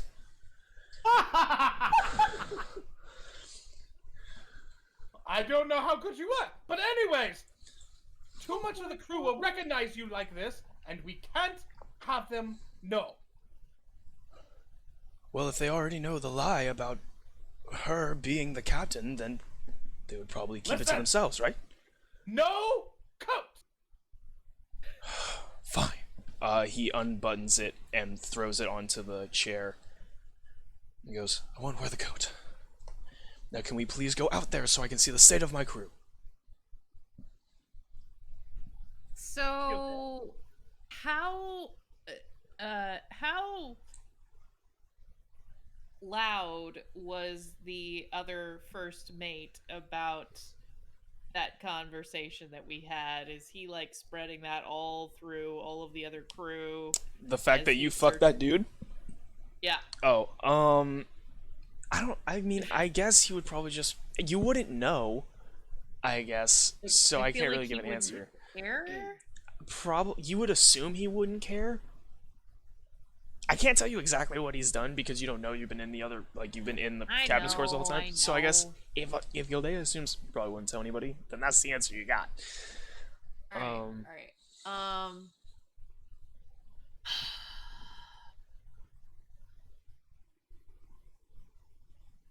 Does anybody have a hat?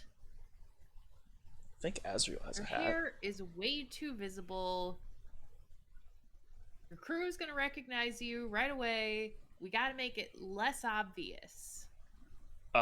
He kind of rolls his eyes and he goes, "Jesus." He goes over to a trunk that's sitting in the corner of the room and opens it up, and he rifles through a few things. And he pulls out a long string of bandage and sort of he tucks his beard underneath his chin and wraps the bandage around it so the beard is like pulled back and you can't really see like the lower half. You can kind of see the mustache. And then he takes just your regular kind of like bowler hat and throws that on top, and he goes, "Good enough?" Yeah, that'll work. Very well. He has a bandage on because Gildea likes it rough. Jesus Christ. Jesus. When I say sit, I mean sit. Never mind.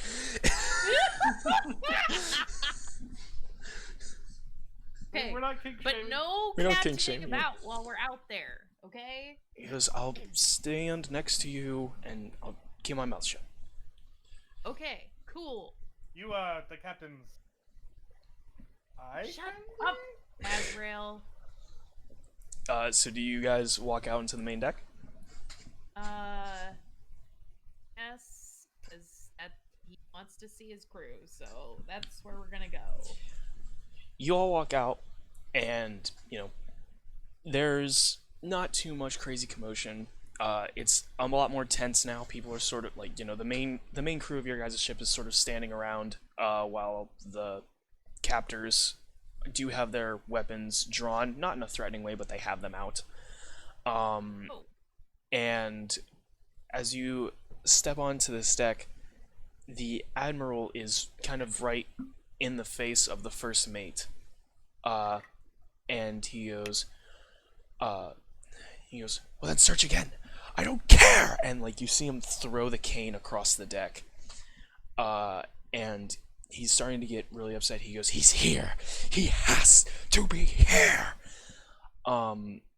And he looks up and sees you walking out, and he goes, your men better have found something.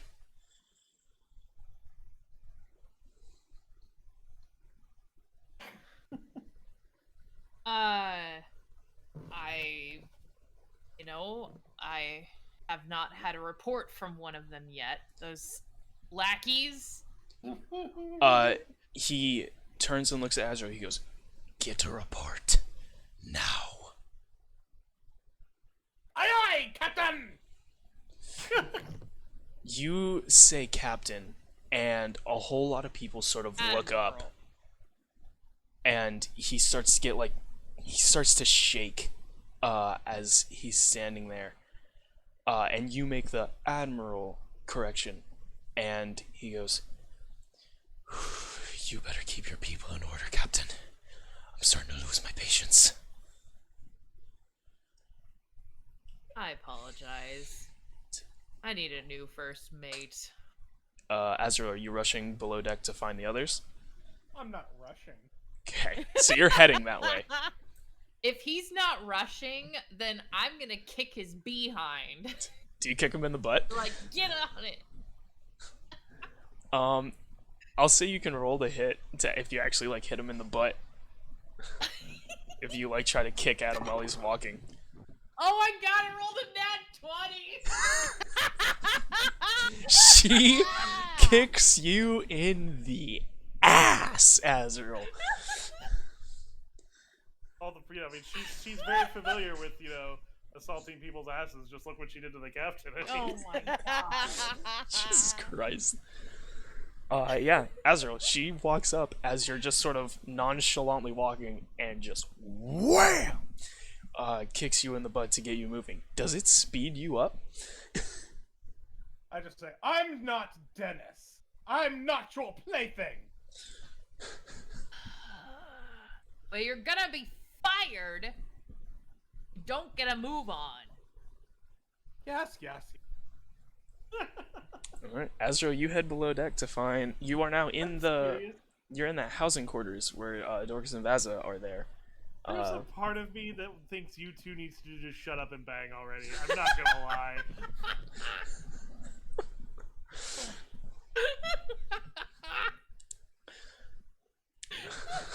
Jesus Christ. Azrael, you find Vaza and Dorcas in the lodging deck. Can I roll for Arcana in this area? Yeah, you can.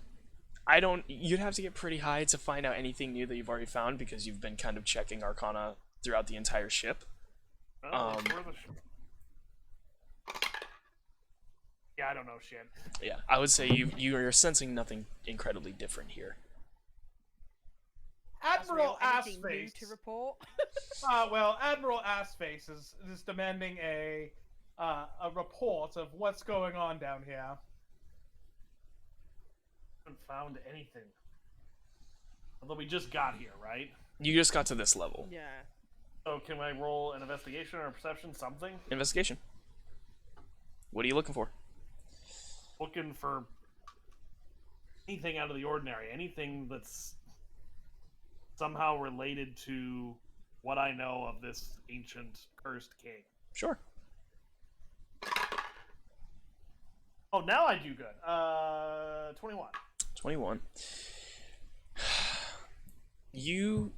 I'll say now with Azrael here, the three of you do a sweeping scan of this floor as fast as possible, with Azrael expressing how angry the Admiral is getting.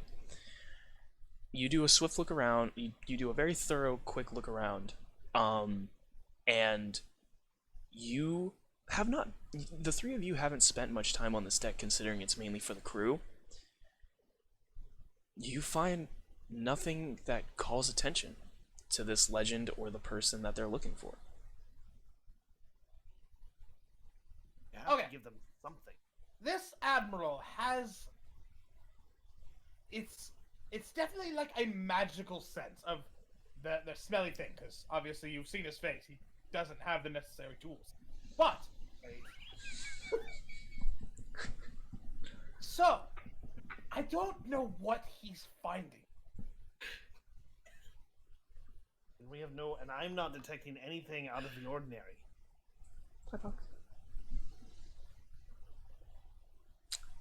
Can't defeat this. There's too many of them, though. We can't fight them and hope to survive. They've already turned over the cargo hold, and that's not going to go down well when we land. Yes, our the captain's special friend very much made a point of that. I would say during this Maybe there's conversation, not to interrupt your guys' conversation, but during this conversation, you see the ones that were in the cargo hold begin heading up towards the top deck. But you can Maybe continue. there's a way, if he is sensing this person through magic, perhaps he and I can combine efforts so we can actually pinpoint this person. All right, come with me so that we can get this asshole off our ass. Aye. The three of you head to the top deck, where the ones who passed you in the middle are now giving their report to the Admiral. He again sort of gets enraged and yells out in anger. He sees the three of you now approaching and goes, anything? You say that you can sense this person. I am a wizard who's been trained in every school in this land, in this kingdom, and I cannot detect their magic. I detect yours, but not his. Is there a way that you can share this sense with me, or that I can contribute to your sense that we might pinpoint it? None of us want to be here. You want him gone, and we need to get back on our voyage. As you're ending this sort of sentence, he begins walking towards you with, even though he was walking with a cane at first and now isn't using it, incredible speed. And he very firmly grabs your shoulder, and you kind of shift, but there is no moving away from his grasp. And he goes, look at me, boy. Look in my eyes. And you sort of stare into these black, soulless eyes, and he goes, feel it. Just feel it for a moment. And I want you to roll me. What do you want me to do? I want you to roll Arcana for me. 19. Okay. The world kind of goes dark for a second. And I don't mean your vision blacks out, but even the very few lights that are surrounding all of you, the fire from the ship off the one side, the lanterns out in the mist, the lights that illuminate the deck, all sort of dim. And sound, the waves splashing up against the ship, the whistle of the wind across the sea, all sort of fade out. And you feel this odd numbness. And the Admiral speaks to you, and you hear his voice normally, like at a normal volume, but it's in your head. And he goes, do you feel the darkness closing in, boy? Do you feel what I feel every day? Now just think what the light might feel like. And as you get this feeling, you feel a warmness build in your chest.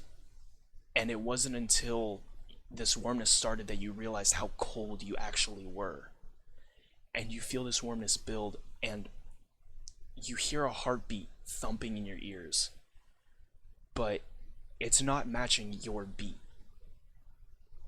It is another heartbeat. And he goes, can you hear it? He's close, and that sound just keeps getting louder every time I got closer to this fleet. He's gotta be here somewhere. Is there something I can do to direct give some sort of add besides just sound. Like that's what he's been going off of. I want to add to that. Oh goodness, let me check something here. I want to think of what I want you to roll for this, because it's gonna be interesting.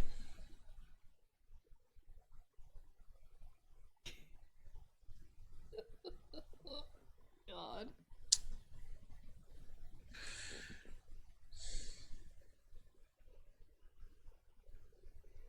Roll survival. Oh Lord. 18. Ooh, jeez. Alright, I'm gonna roll something against that. And for complete transparency, I'm using the ink blot die.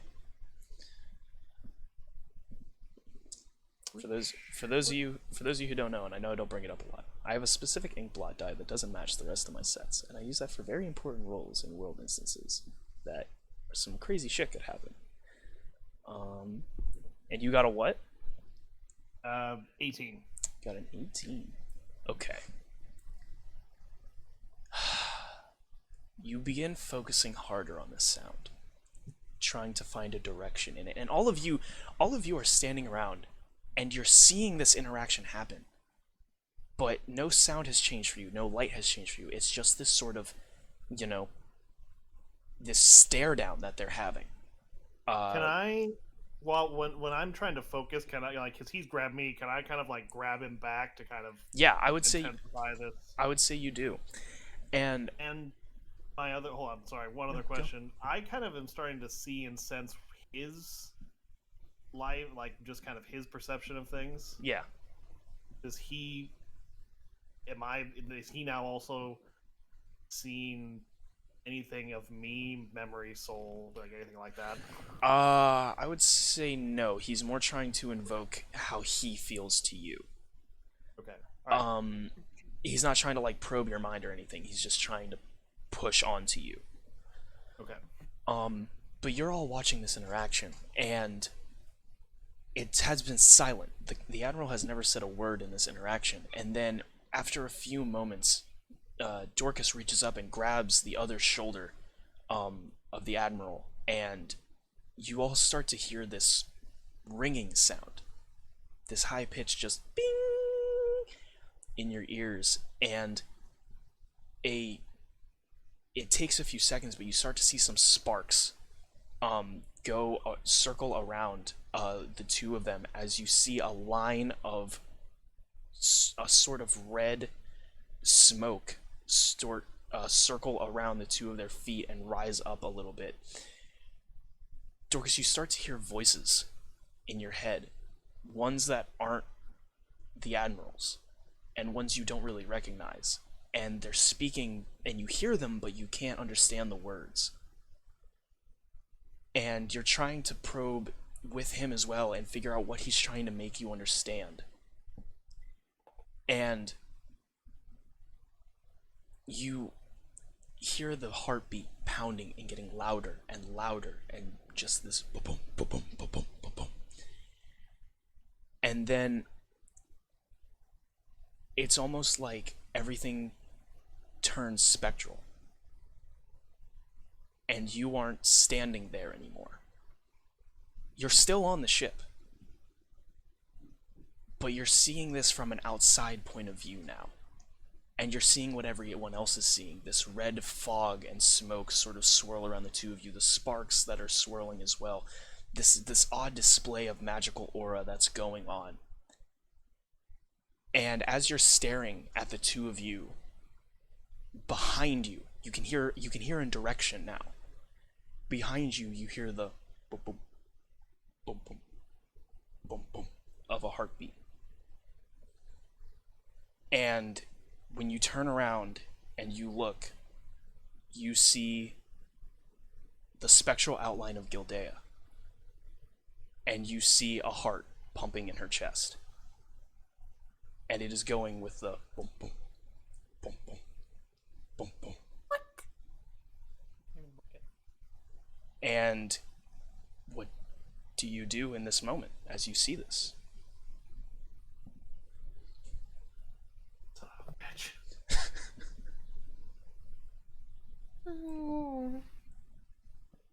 Just real quick on the meta thing. Everyone thought it was me. Let's go.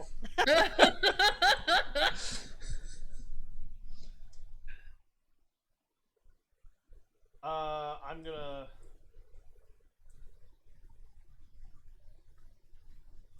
gonna. So, can I break the connection? Yeah. Is that what you're gonna do? Yes.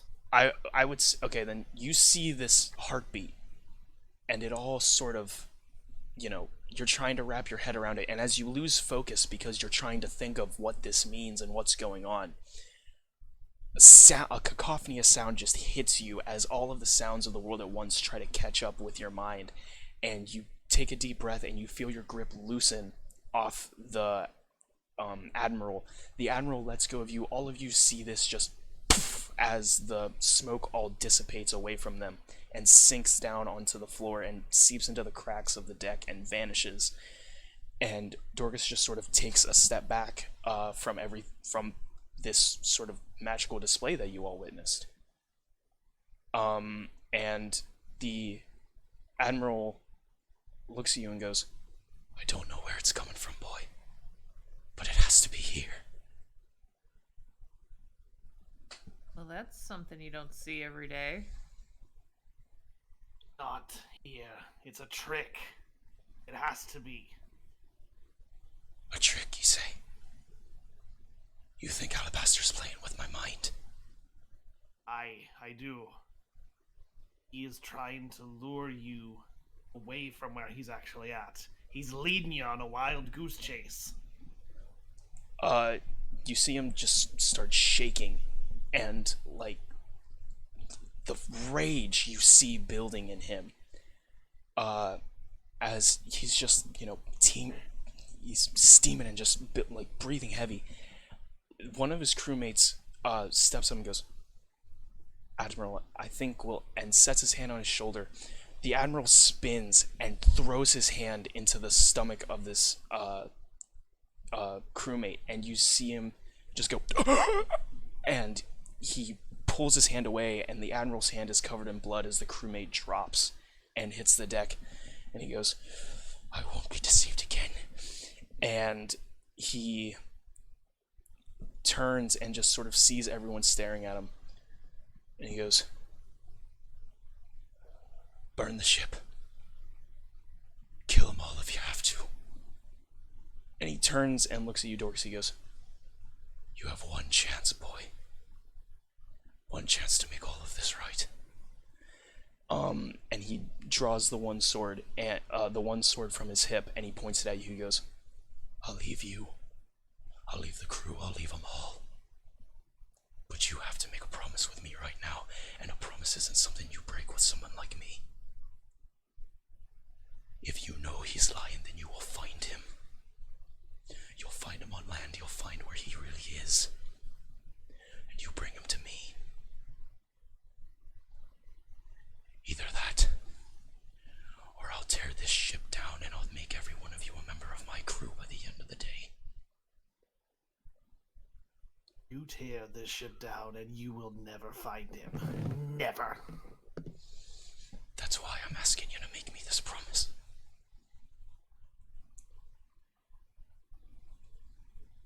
No.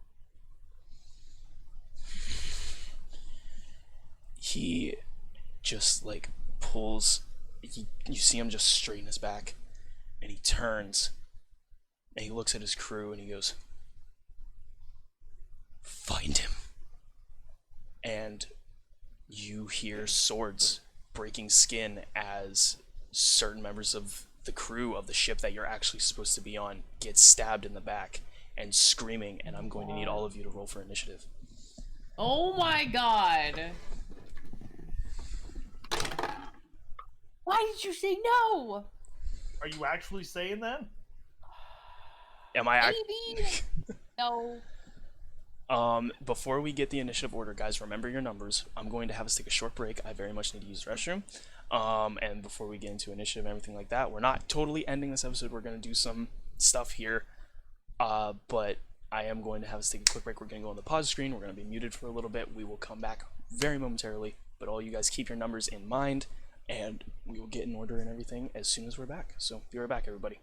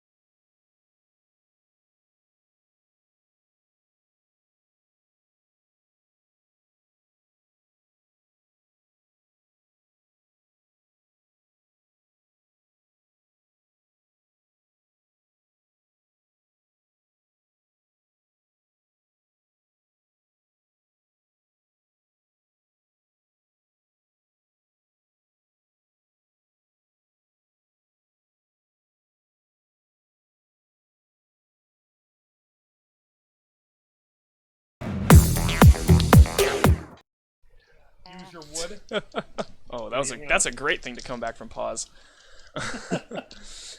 All right, guys, we're back. We're still waiting on Mrs. Nerd to come back from her bathroom break, but we are working on our initiative order here. So, any chance that while I was linked to this guy that I learned anything about his strengths or weaknesses? That's a solid question. I'm gonna say no. But what if, hear me out, I did? I'm gonna say no because he was mainly trying to show you one thing, and you didn't try to probe into his mind any further. You tried to focus. You know what I Did he mean? learn how to go Yeah, back I know. into that kind of trance? So did Dorcas learn how to revisit that at some point if it was I'd probably have to make needed? contact with him. It would probably have to, one, be make contact with him, and two, really think about it, because this is the first time you've experienced something like that. Yeah. I mean, okay, what about the like in the legends of the Crew of the Damned? I mean, are they like invulnerable? Let me see if I can find something I wrote up about these guys. I have so many Word documents that I just start new ones and I write shit down on, and then I mean to transfer them over, and I never do. So it's a lot of like, which file has this note on it? But also, would we even Post-it know notes that? of Word. Well, he got a nat 20 on his check for knowledge of the Crew of the Damned, or like at least knowledge of the history of them. Yeah. So there could be something in that. I would say your knowledge is mostly geared, Dorcas, on the side of the Cursed King rather than the crew and army of the Damned. Because you were looking for more information about the Cursed King, and along with that, Gildea rolled on trying to figure out if she knew him and got more on the tactics side, which I feel like works for your guys' characters. Yeah. Not trying to take anything away from you, and then it's just trying to say, like, I feel like in terms of No, characters, that's- you would not know exactly that. I wouldn't, and that's fine.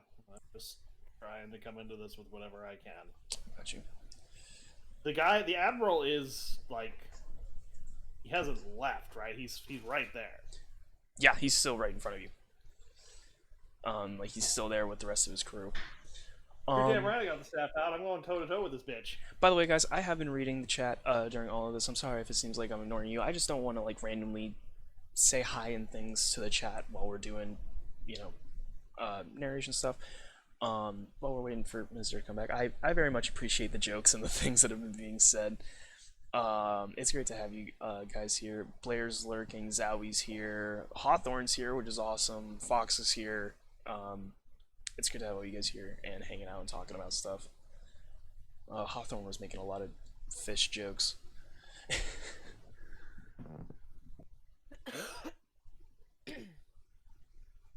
And we do love us some trauma bonding, Zowie.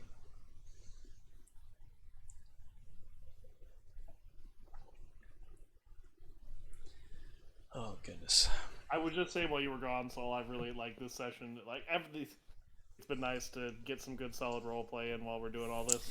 I try to make good balances between the two. The last episode we did was very roleplay heavy, and I honestly I didn't expect this to be where this episode ended up. I did expect combat at some point, but not here. And so I'm interested that it's here. So yeah, we'll see where it goes. I have a couple ideas on how we can get this taken care of throughout the combat.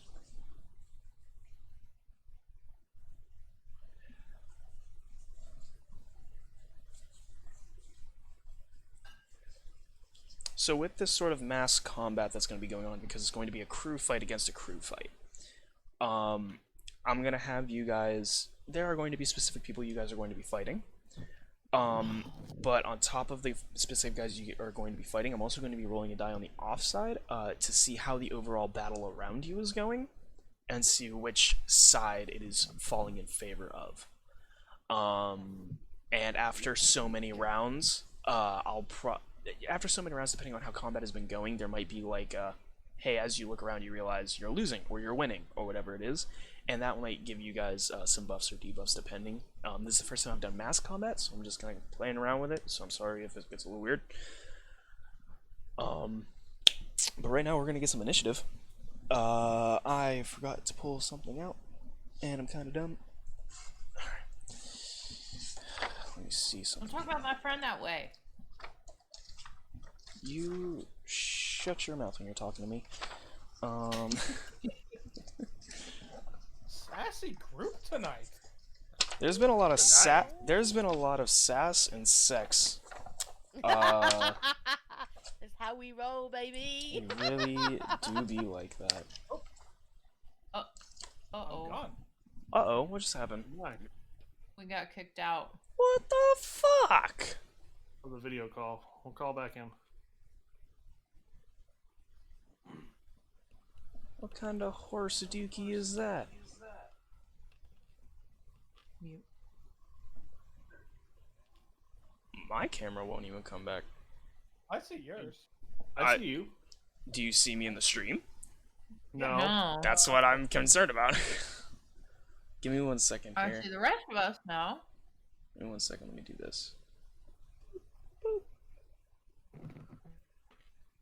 There we go. That'll do it. Alright. Where is... I'm looking for a very specific page, and I think I'm looking in the wrong There book we for go. Yay. it. Hooray! The day Zoidberg! was saved.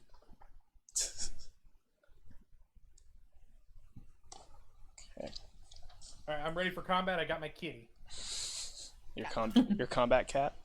My combat cat.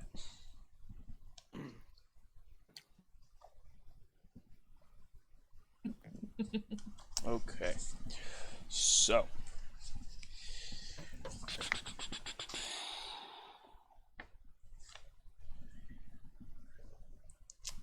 I need initiative orders. So.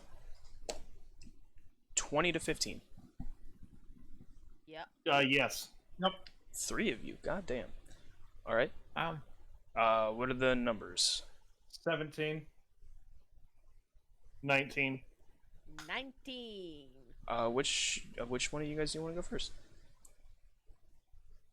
I'll go first. Okay. I made you talk to the dude. Okay. And then 15 to 10. I think I got a couple of those.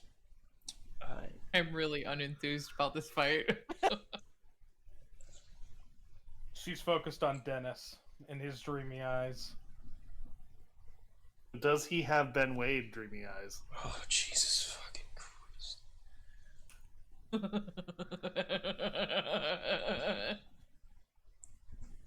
If he does, then he could just seduce this Admiral right here and now.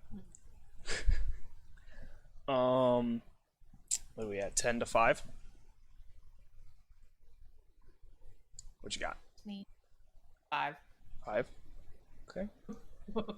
Really are not enthused about I this. told you I wasn't.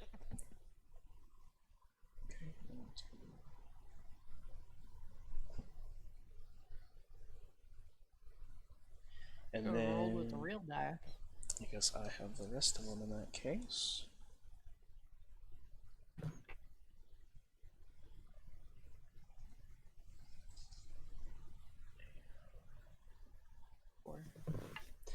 Alrighty. Let's get this combat started, folks. First up in the order is going to be Vaza and Dorcas after. For your mission. I'm missing So- like 3 die. To set the sort of stage, you guys are of course on the deck of a ship. I will say that where Vaza, Azriel, and Dorcas are standing, well, yeah, Vaza, Azriel, and Dorcas, you guys are sort of, I'm gonna use left and right because not everybody knows port and starboard. You guys are on the right side of the ship, sort of around the area where you guys originally got grabbed, towards like the very edge, facing the whole mass of where the crew is. Gildea, I will say that you are up a little closer to the back of the ship from them, considering you were standing and they went down and came back up. The Admiral is standing directly in front of Dorcas, which in sort of conjunction is right next to Vaza and Azrael. There is a couple sort of loose crew members that are standing close to the Admiral in this mass. Those are the ones that are going to be in your guys' direct combat. And then the rest of the two crews are going to be fighting in cluster amongst the deck, which will occasionally affect what's happening with you guys. So with that being said, Vaza, you're up. Dorcas will be after. So, by that you mean, are there any of the Admiral's crew in our combat, or is it just our ship's crew? Wait, what? So, is it just our crew in our battle, or is some of the Admiral's crew in our battle as well? In like the fight you're about to do? Yeah. Yeah, so there is the Admiral, and then he has a few loose crew members that were near him that are going to be fighting you guys as well. Okay. And then the two crews are doing the two crews in mass are doing their own fight. Okay, so how many people are we up against as like? You are up directly? against 5 different people. Okay. As it currently stands, like I said, whenever I roll for the world and the events going on there, that may or may not affect your battle depending on what I roll. Yeah. So is that like 4 crew plus Admiral? Yes. Okay. I don't have a battle map sketched up for this one, so we gotta kind of go as descripting as possible. Who's closest to me? Closest to you would probably be the Admiral, since he is squaring off with Dorcas. He was right in front of him when the whole combat started. Aside from that, there is a crew member to his left that would be the next closest person to you.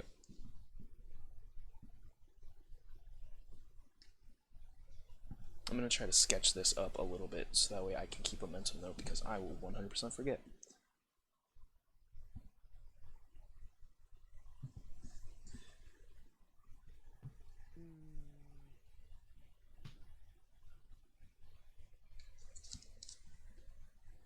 Okay, so while he's squaring up to Dorcas, I'm gonna try and like hit him with my longsword, because he's not looking directly at me, is he? His focus is on Dorcas.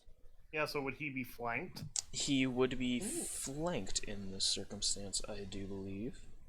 Ooh, So Vaza gets advantage. I get Nice. advantage, yeah.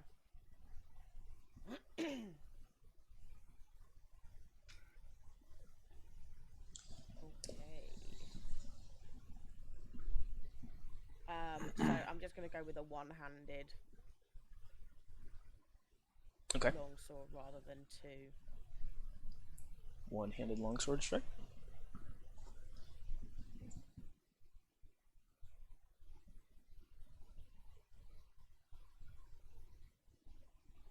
Okay, so that's 22 on the first roll. God damn. And that's what we're gonna go with. Because that's 12 on the next, so 22. Yeah, that 22 does hit. Right, okay.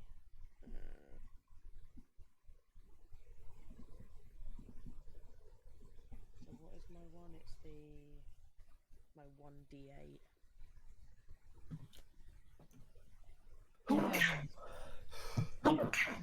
Bless you. Thank you. He turns it off. Oh, he does? Yeah. 9. 9 damage. Yep. All right. So I know I often come in and I explain how your guys' attacks go. Are you guys cool with that, or do you want to explain your own attacks as they happen? I feel like I don't ask that enough, and I just kind of roll with the flow. But it's totally dependent on you guys. Because if you guys want to describe your attacks, I'll let you guys describe your attacks. If I have I a like flow. specific freaky deaky thing that I'm gonna do, I'll probably describe it, but otherwise I'm happy for you to. Okay. I'm with Vaz on that one. Okay. So I've been describing my spells to you for a while, so I know you usually describe your spells. Mrs. Nerd. I feel like you are the story master here, so Yeah, but I have just at it. kind of oversee the story. You guys kind of make it happen. But regardless, okay. So you come in with your one-handed slash, and he's absolutely not expecting you to rush him as he turned back and commanded his crew to fight. Because when he turns back, you bring down your sword and you slash into his arm, and when you do, his coat doesn't fully cut away. It almost like pushes in with your sword. And you feel the softness of you like making contact with his body. And he lets out a yell and throws his arm to the side, which keeps your hand from, going completely through. And he just kind of goes, "Ugh," and like shakes his arm out. And it doesn't, I mean, you said 8 damage? 9. 9 damage, that's correct. But he didn't seem to be overly phased by what you did to him. As I hit him, do I see any kind of like blood or goo, like Seawater descend? like pushes its way out of the cloth as your sword depresses. Okay. Is Dorcas, and then Azrael will be up next.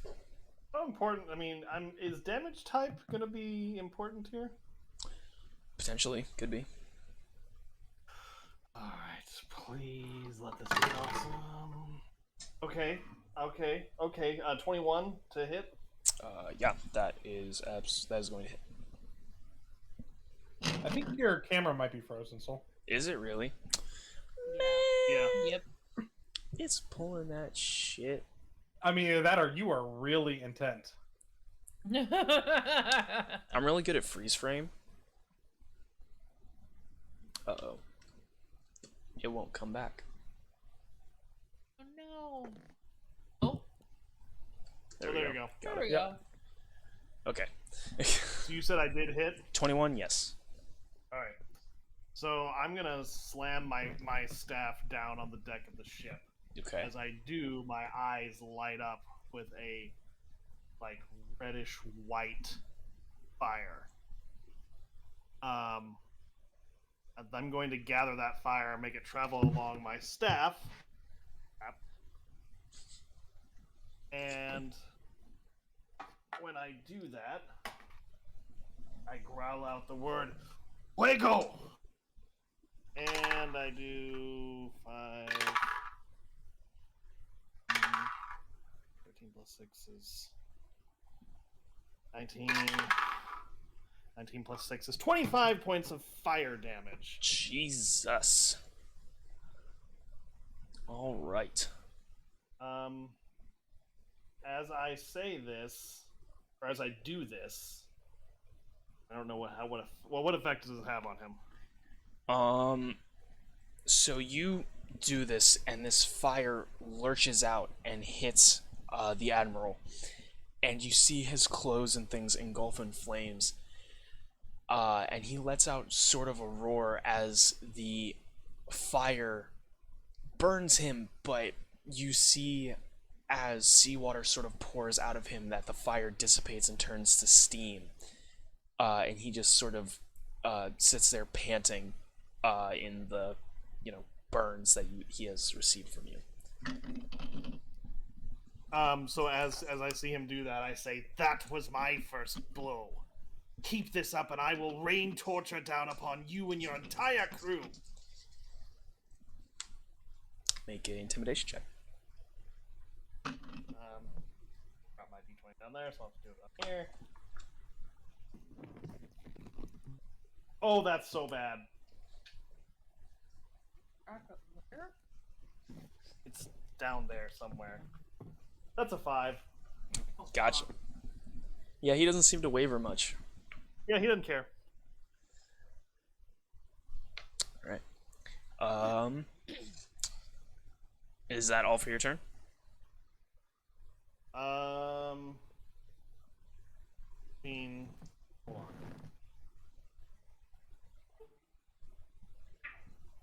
I have. Oh, great, thank you. Okay, I have dual weapon fighting. Is that? I think that just means that you can hold, I believe holding 2 weapons at once allows you to do a second attack if you're proficient in it. It's just a dagger, but I didn't say I had it drawn, but I'll draw it. That's Okay. my secondary, my next thing. Oh, yeah, then that's fine. I just dropped a die. Azrael, you're up. And then it will be the Admiral. Alright, is any of the henchmen adjacent to one of my party? Not directly, no. But the Admiral is. Is adjacent to one of your party members? Yeah. Yes. Yep. Okay. So I'm going to move to the Admiral, Okay. and I'm going to stick him with the pointy end Well, of my rapier. The end goes in the other man. That is going to be a 19 to hit. that will hit. Wait, actually, hold on. Oh no. Clash.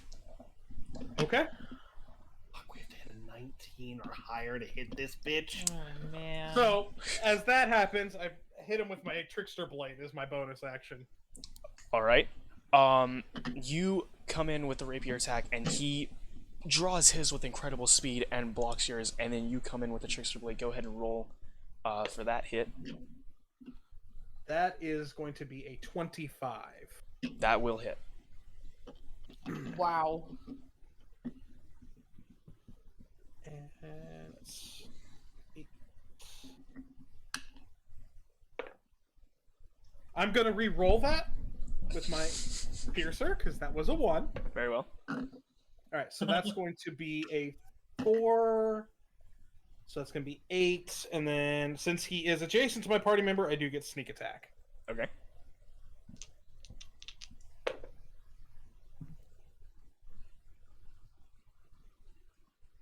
That's going to be 19 points of piercing damage. 19 Shit. points per snip. God dang it. Rogues, man. All right.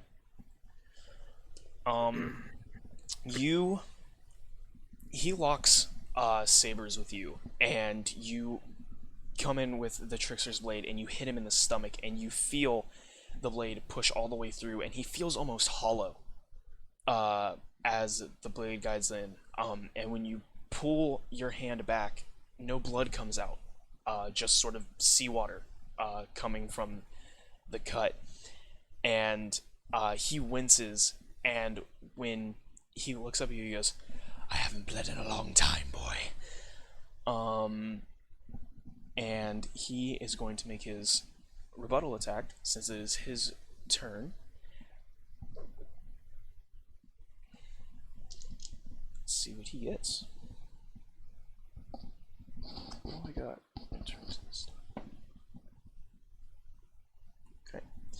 It's going to be a 14. At me? Yeah, That does not hit. that does not hit. He takes his other hand and sort of swings at you to make connection, and when he does, he is going to hang on, let me see something real quick.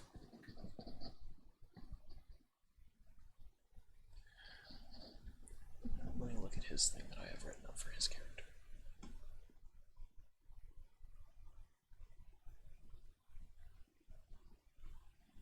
What the fuck is his character?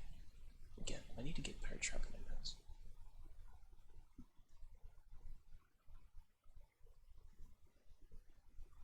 He is going to do a second attack. How dare you?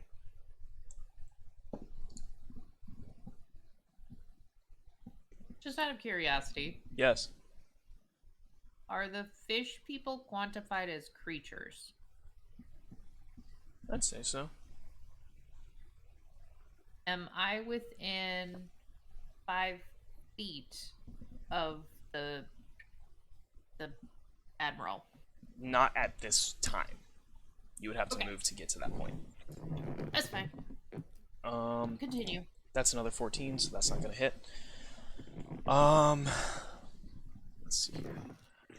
So he takes that first swing at you with his free hand and misses, and then tries to sort of pull his sword from this clash, but you have him pretty well locked in, so he is unable to remove himself from it.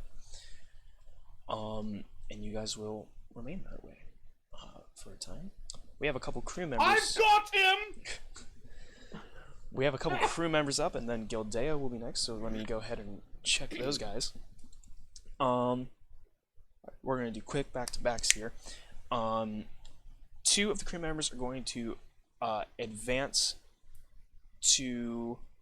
One of them is going to attempt to attack Vaza, and the other is going to try to get Azrael away from the Admiral. So he's going to charge you. He's not going to swing a sword at you. He's going to kind of like try to tackle you in a way. So I'm going to give him more of a strength check against your dexterity. What is your dexterity score? No, it's pretty high. The score or the modifier? The score.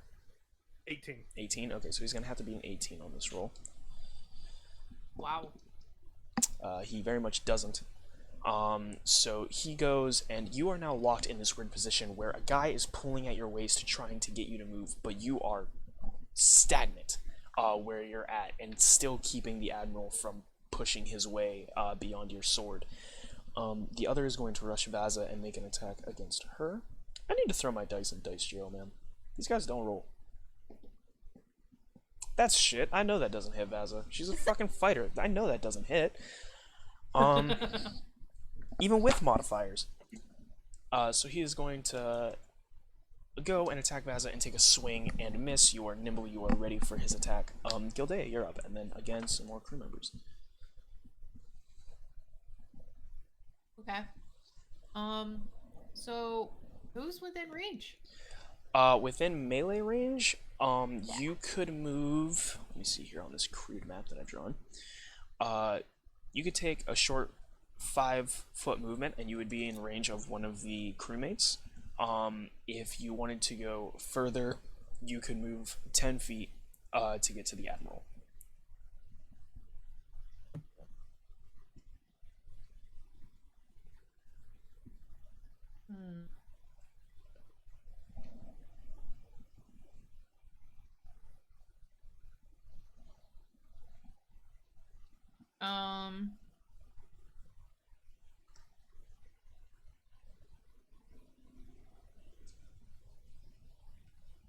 Ooh.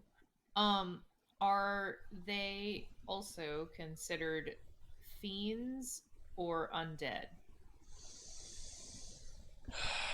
I'd say undead. Above anything else.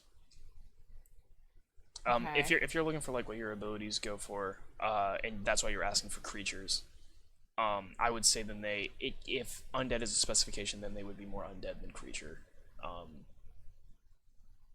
These are kind of so like this race exists in D&D, but I've makeshifted it a little bit to make it work for this type of world. So I kind of have to, cut and slash at what I want. Okay. I would like to channel divinity. Okay. Tell me about channel divinity. Turn the unholy. Okay.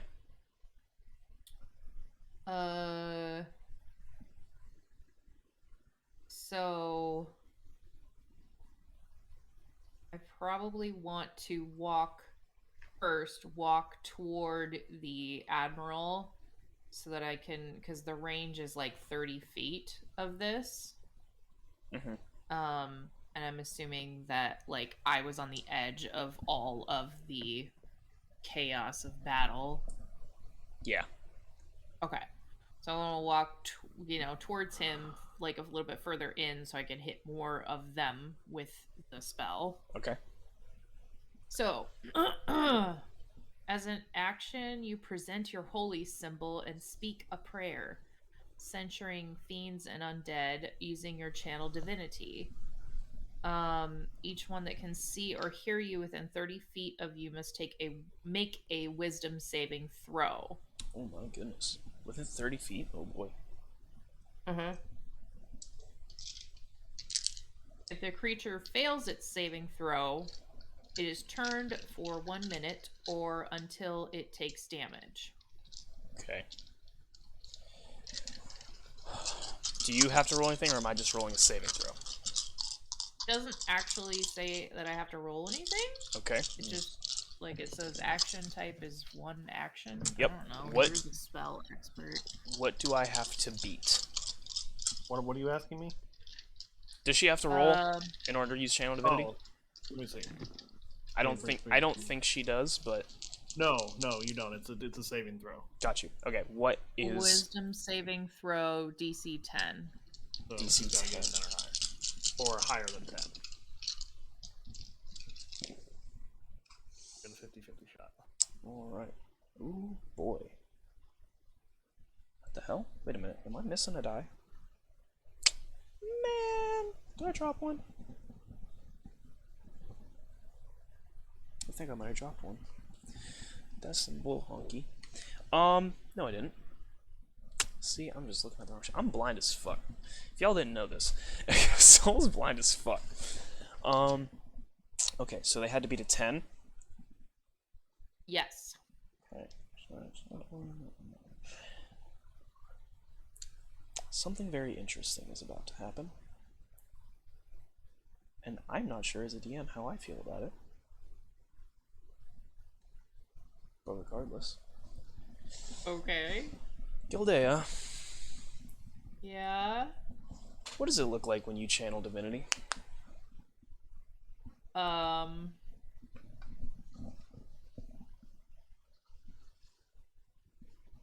I think I would probably. I imagine I would have like a pendant that I wear Okay.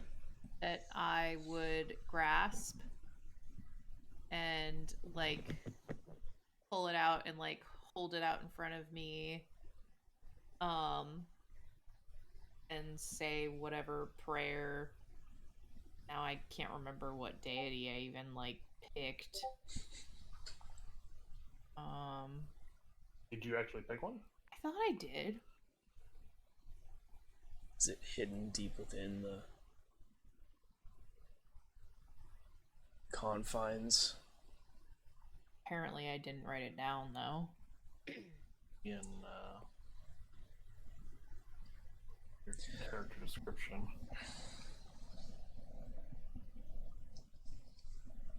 I'm gonna jump into your character sheet real quick, see if I can spot it. Oh, here we go. Faith of the Silver Flame. Faith of the Silver Flame. Let's grab character book and see what that means. Wait, that might be in the other guide. That might be in the other guide.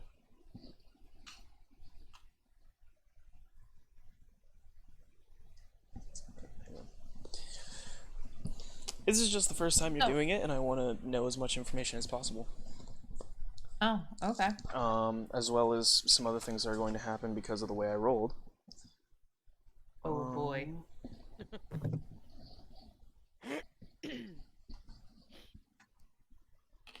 Where is the gods section or the pantheon?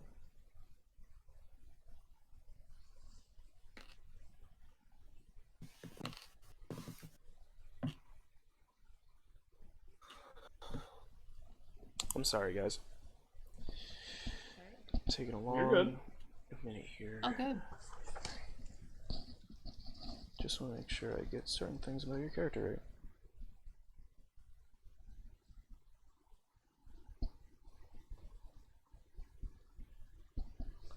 Okay.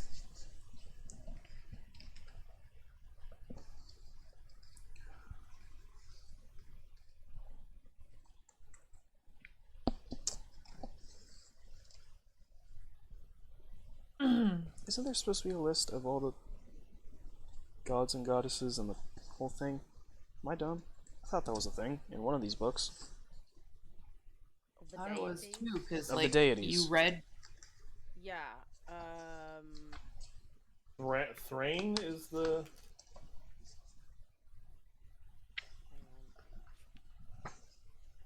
on. Nope, that's not. Okay, what's the name of the. I looked up the Church of the Silver Flame. I'm not seeing the goddess or god that they follow. 293 of the players is the gods of the multiverse. Thank you. I think that's what I'm looking for. 293. Yeah. Thank you.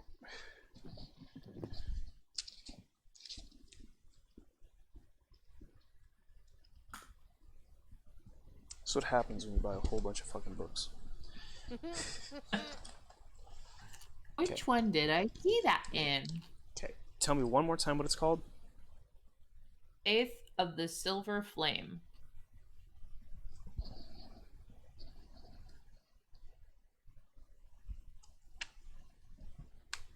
It's gotta be in this list somewhere, doesn't it?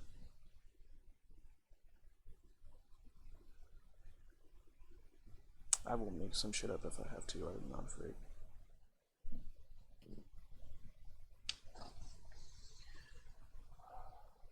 God. I feel like I feel like it's just, I'm sweating like crazy.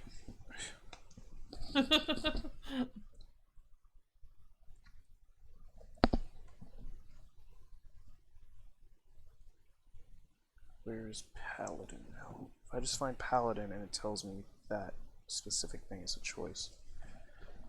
Because it usually gives you a thing, right?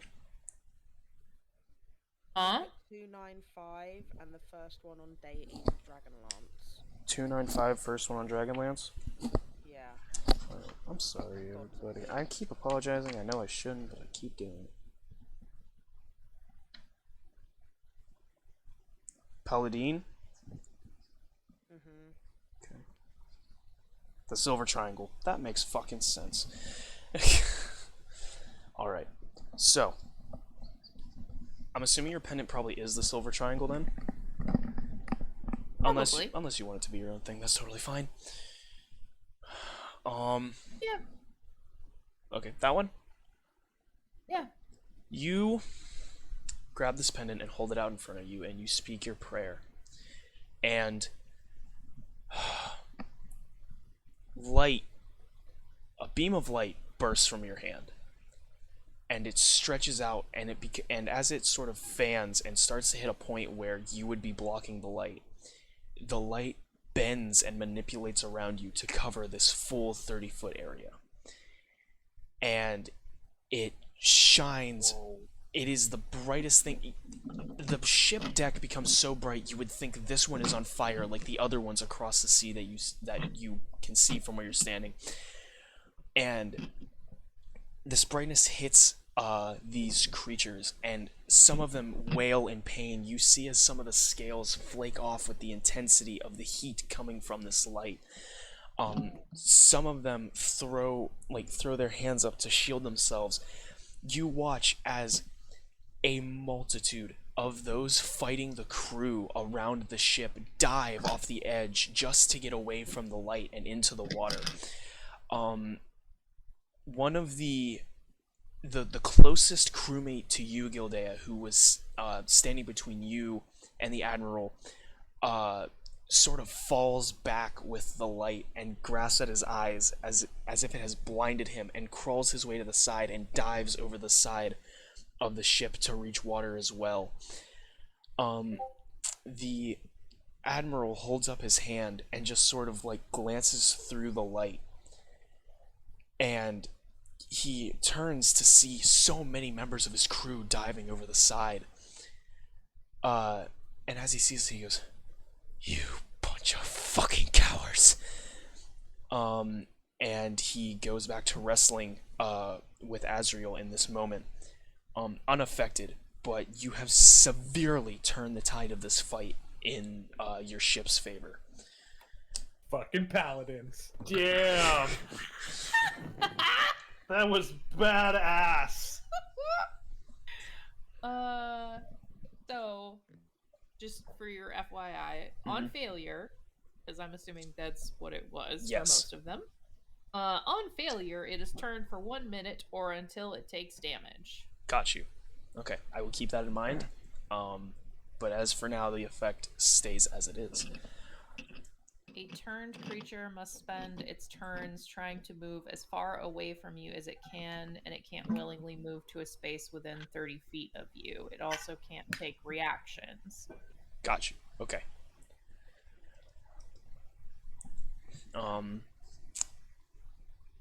Do you have any bonus actions? I always forget. Do you? No. Okay, cool. We're gonna do another crew member who saved against that throw, and then we will do the world roll, and we will be back at the top of the order. So, one of the crew members sees the one who is directly in front of you cower away and dive off the side, and he turns and sees this and hears the Admiral curse the name of his crew and charges at you, Gildea, because he is saved the throw, so he shouldn't be thralled, right? Right. Okay. He charges at Can't you wait to see this guy try hitting you. and attempts to take a couple swings at you.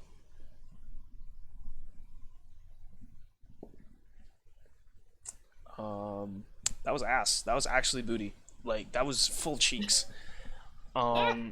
He comes up to you, and the light is so blinding that he takes a swing and fully misses you, unable to catch you in any way. And then we're going to do a world roll, which is going to be interesting. A what? A what? A world roll is what he said. Oh. For the battle that is going on around everything that you guys right. are currently. Oh yeah, oh my god. You're casting this light, and this one crew member comes up and attacks you, and you see him swing away, and you're looking beyond the light. Though it is blinding so many others, you can see perfectly in it. And you look around, and you see so many of those who are shielding their eyes be struck down by the crew members around you, and see the fish-like crew just being pushed further and further to the edge of the ship en masse as they start to lose this fight, as many of their numbers start to fall away and run from the light that you blinded them with. We are back up to Vaza and then Dorcas. Yeah. Vaza, you have one that is squared off with you, that had come to attack you. You have one that is on Azrael, and then the Admiral who's squared off with Azrael, trying to keep him from hitting him.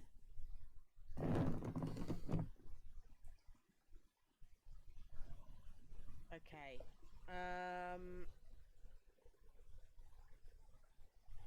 I'm gonna go for the one that's trying to pull Azrael off Okay. and try and get rid of him from that grip. So I'm gonna slash at him with my long sword. Okay. Roll with advantage because he is not in a place where he can defend you. I'm holding his head, like like a toddler, and he's like swinging at me. Taking the first one.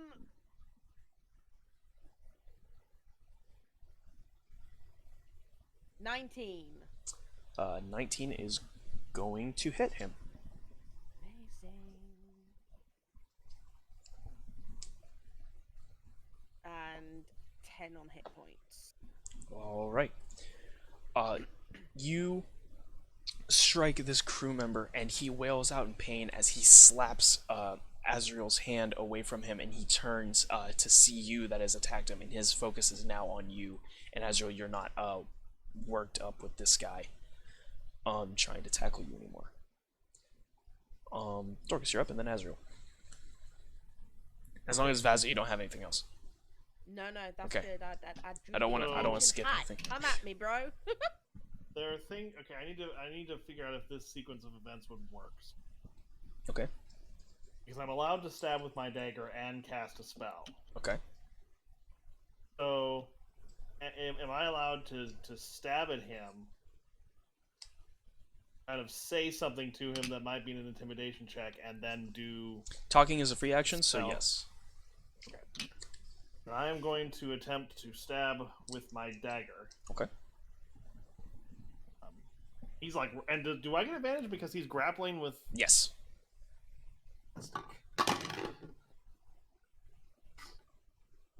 That's definitely not gonna be it. That's a 7.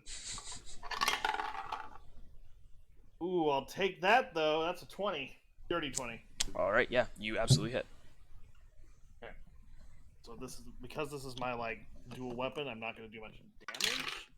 I'm gonna do a point of damage. All right. Yeah. But the whole point is to bury this thing and kind of draw myself closer to him. Okay. So that I'm kind of face to face with him. And I'm going to say to him, last chance, surrender, now. Do your intimidation check. 12. 12.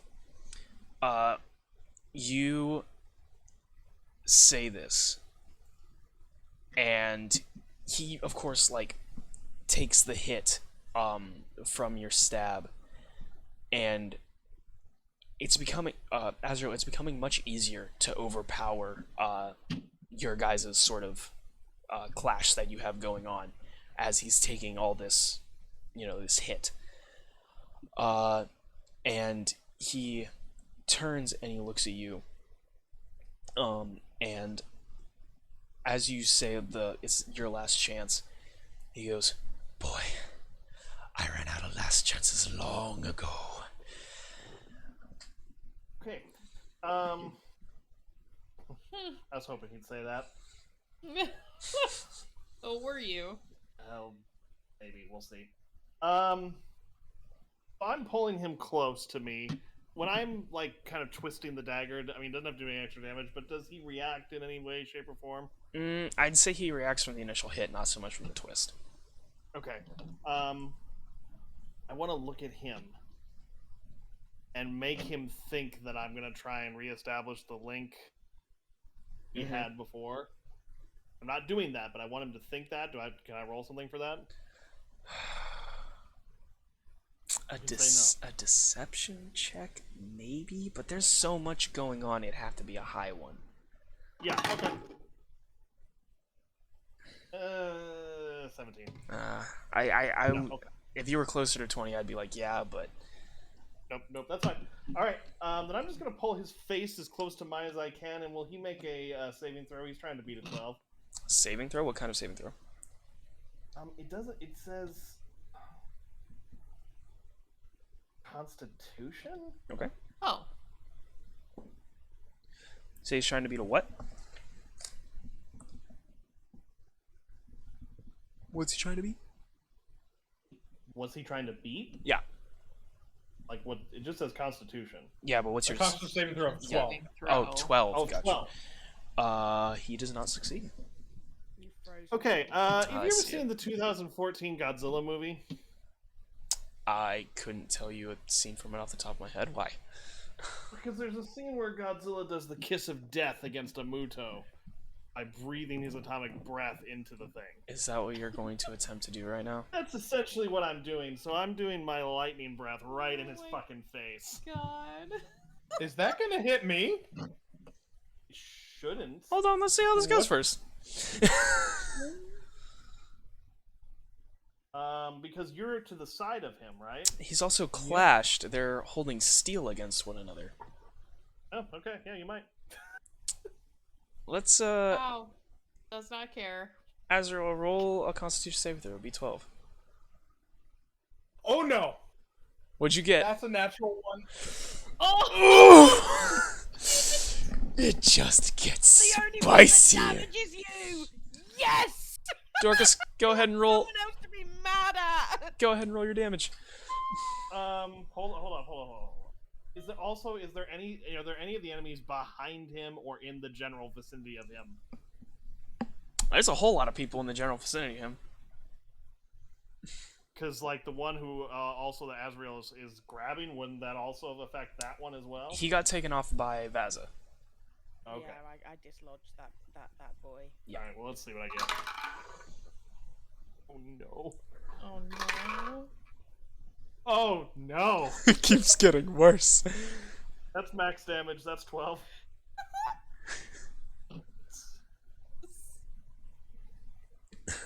How's your health doing, Azrael? That was about half of it.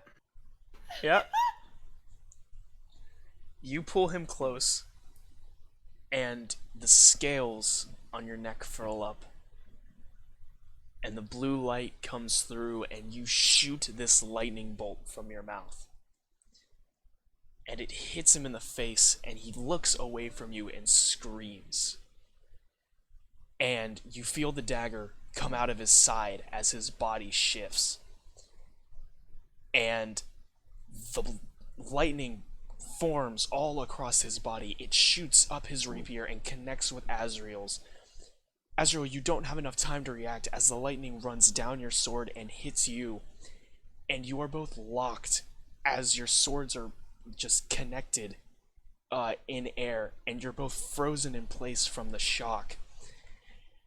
And eventually it ends, and you step back. Your clash is now ended. Your hand has been blown away from his, and he drops down to one knee, and he takes a few deep breaths, and there's smoke and steam rising from him. And he spits out, and you see like a huge wad of seawater hit the deck, and he goes, "Is that all you got?" Not even remotely. Yes, I'm fine. And what was the exact number of damage you said? 12. 12, got it. I've never wanted to roll max damage less than this time. Do you have anything else? No, I've pretty much done everything I'm going to do. I'm just Right. shocked that I got the Kiss of Death move off. Azrael, you're up, and then the Admiral. I'm going to stab at him with my rapier. Go ahead. Nope. You This miss? dice is going bye-bye. That was not a natural 1. That was a 2. Okay. That one's going in dice jail. Bad. I'm going to use my bonus action of my Trickster Blade. Okay.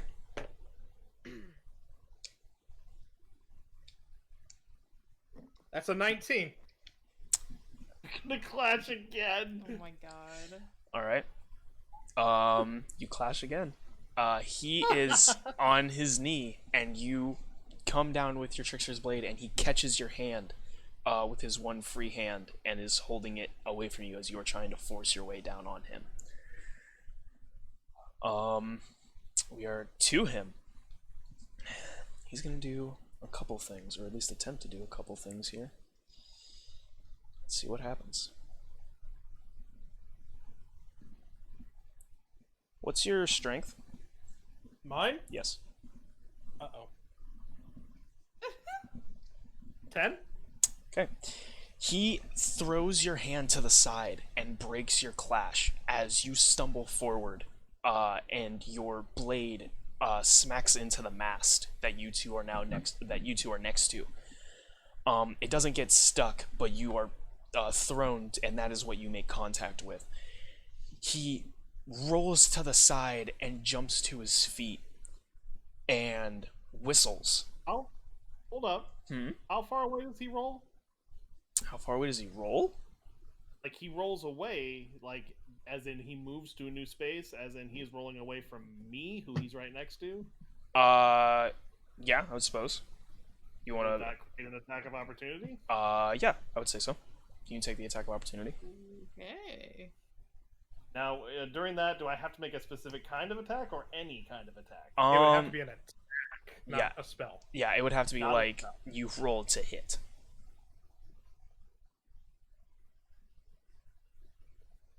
What if I have a spell that has to... It activates when I hit him with a dagger hit? I would say then that because it activates on melee, you would have to hit the melee, and then it's activated Okay. on melee. So Let's do that.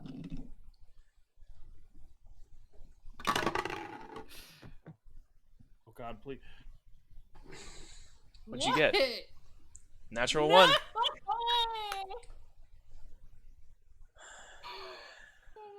Fascinating. Oh, shit. Roll a natural one. What's your strength? And Fascinating. He rolls away from you, and as he does, you go at him with this dagger strike. And he grabs at your hand and moves it past you, and grabs you around the front of your chest, and pulls you to him and puts his back away from all of you. And he pulls his rapier up and you feel it against your throat.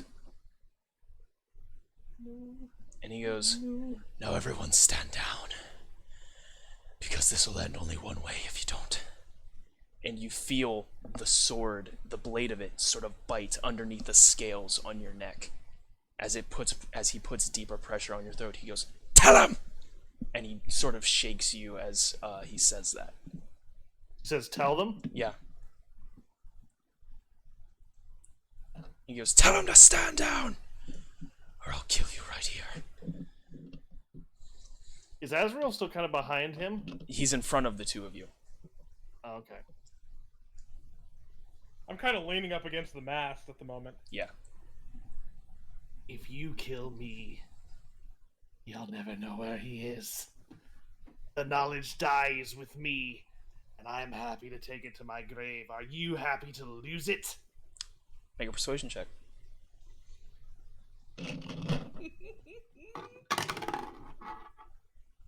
Please be something good.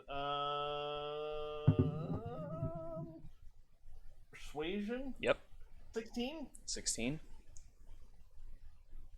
He is holding you here, and you feel the blade bite deeper, and you feel a small cut appear underneath your scales as he's holding you. And he goes, "Then how about one more option? My crew goes, but if I see you on the seas again, I will not hesitate next time." If you see me on the sea again, you should be the one not afraid. "Do we have an accord?" But I. "Then very well."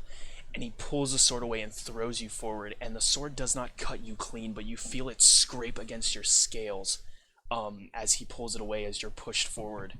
And you all look to see him, and when you turn back around, you see him throw himself backward over the back of the ship, or the side, and you hear a splash into the water, and all of the crew that remains on the ship and you see around you sort of scatter to the edges and begin throwing themselves overboard. And with that, you are all out of combat. I breathe heavily and say, "Well, that was shocking."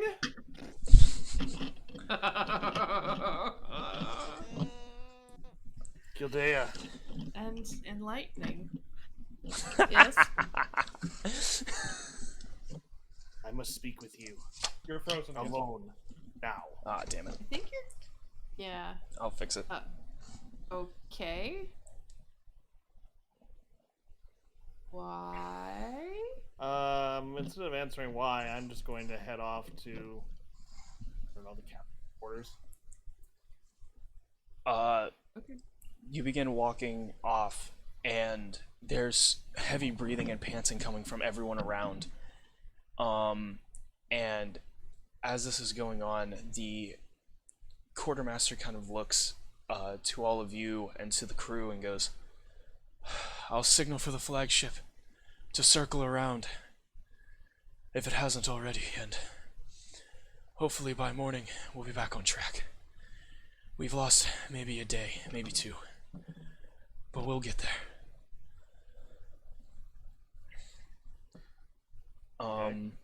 And I guess the two of you head off to the captain's quarters.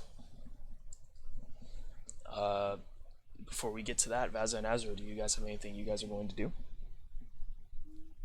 I'm gonna sit down. Okay. Just kind of take a breath and go, "Oh, fuck." I mean, I just brought my rapier and just sit. You're Not like you got struck by lightning. You're sitting, and like the hairs on you are standing up, and there's still a little bit of shake coming from your body as the electricity is still dissipating from you as you're catching your breath. It was definitely a lot to take in. I'm gonna go over to Azrael and hand him a bit of turkey jerky and be like, "So, what do you think they're chatting about?" At this point, I don't care. At least you didn't, least you don't need new clothes again. I just eye her.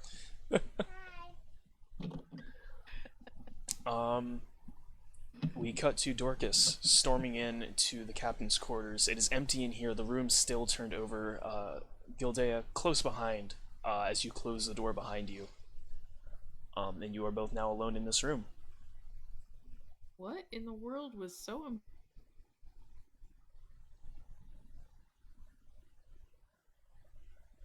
Uh-oh. Uh-oh, what happened? Guys? Uh-oh. Everybody stand by for 1 second.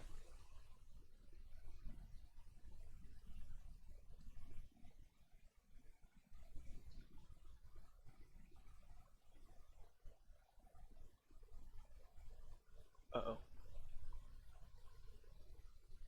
What is happening? What just happened?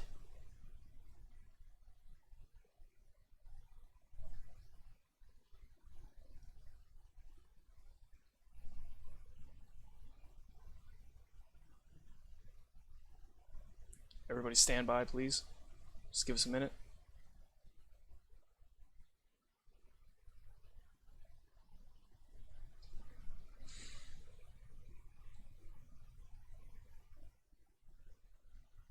Hang on, guys. I'm gonna put on the pause screen. Give me 1 minute here.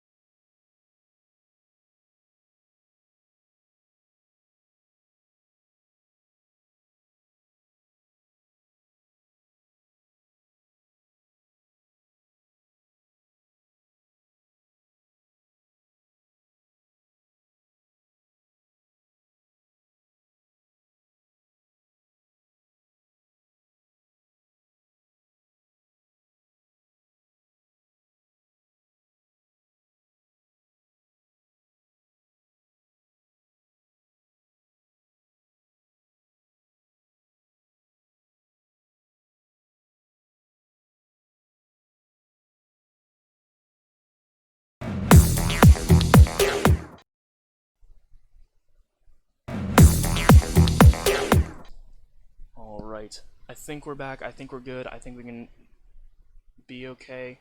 The stream is unstable, so we're gonna have to end here in a minute. The recording's still good, but the stream had to reset. So what was heard, and I think right when it cut off, Gildea walked in and said what was so important. I'm like dual wielding sound right now. Oh shit. Hold on. Stop.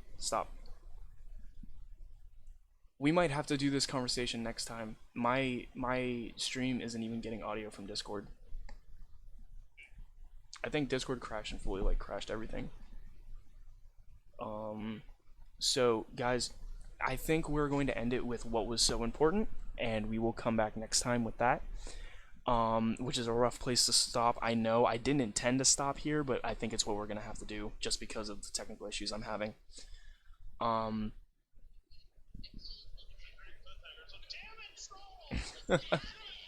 hope everyone's hearing this. I'm having to play it through my phone so that way my mic picks it up.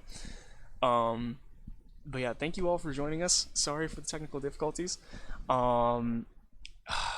We'll be back in 2 weeks, hopefully. Oh no, we got people with busy stuff. We'll update you guys on when the schedule works. We got people who are doing some stuff that are gonna be in the way of things, so we'll figure it out. But yeah, thank you all so much for being here. Thanks for hanging out. We will see you guys next time, whenever that is. Be safe, and as always, safe rolls, everybody. For all of us here at Terribad Tavern, have a good one.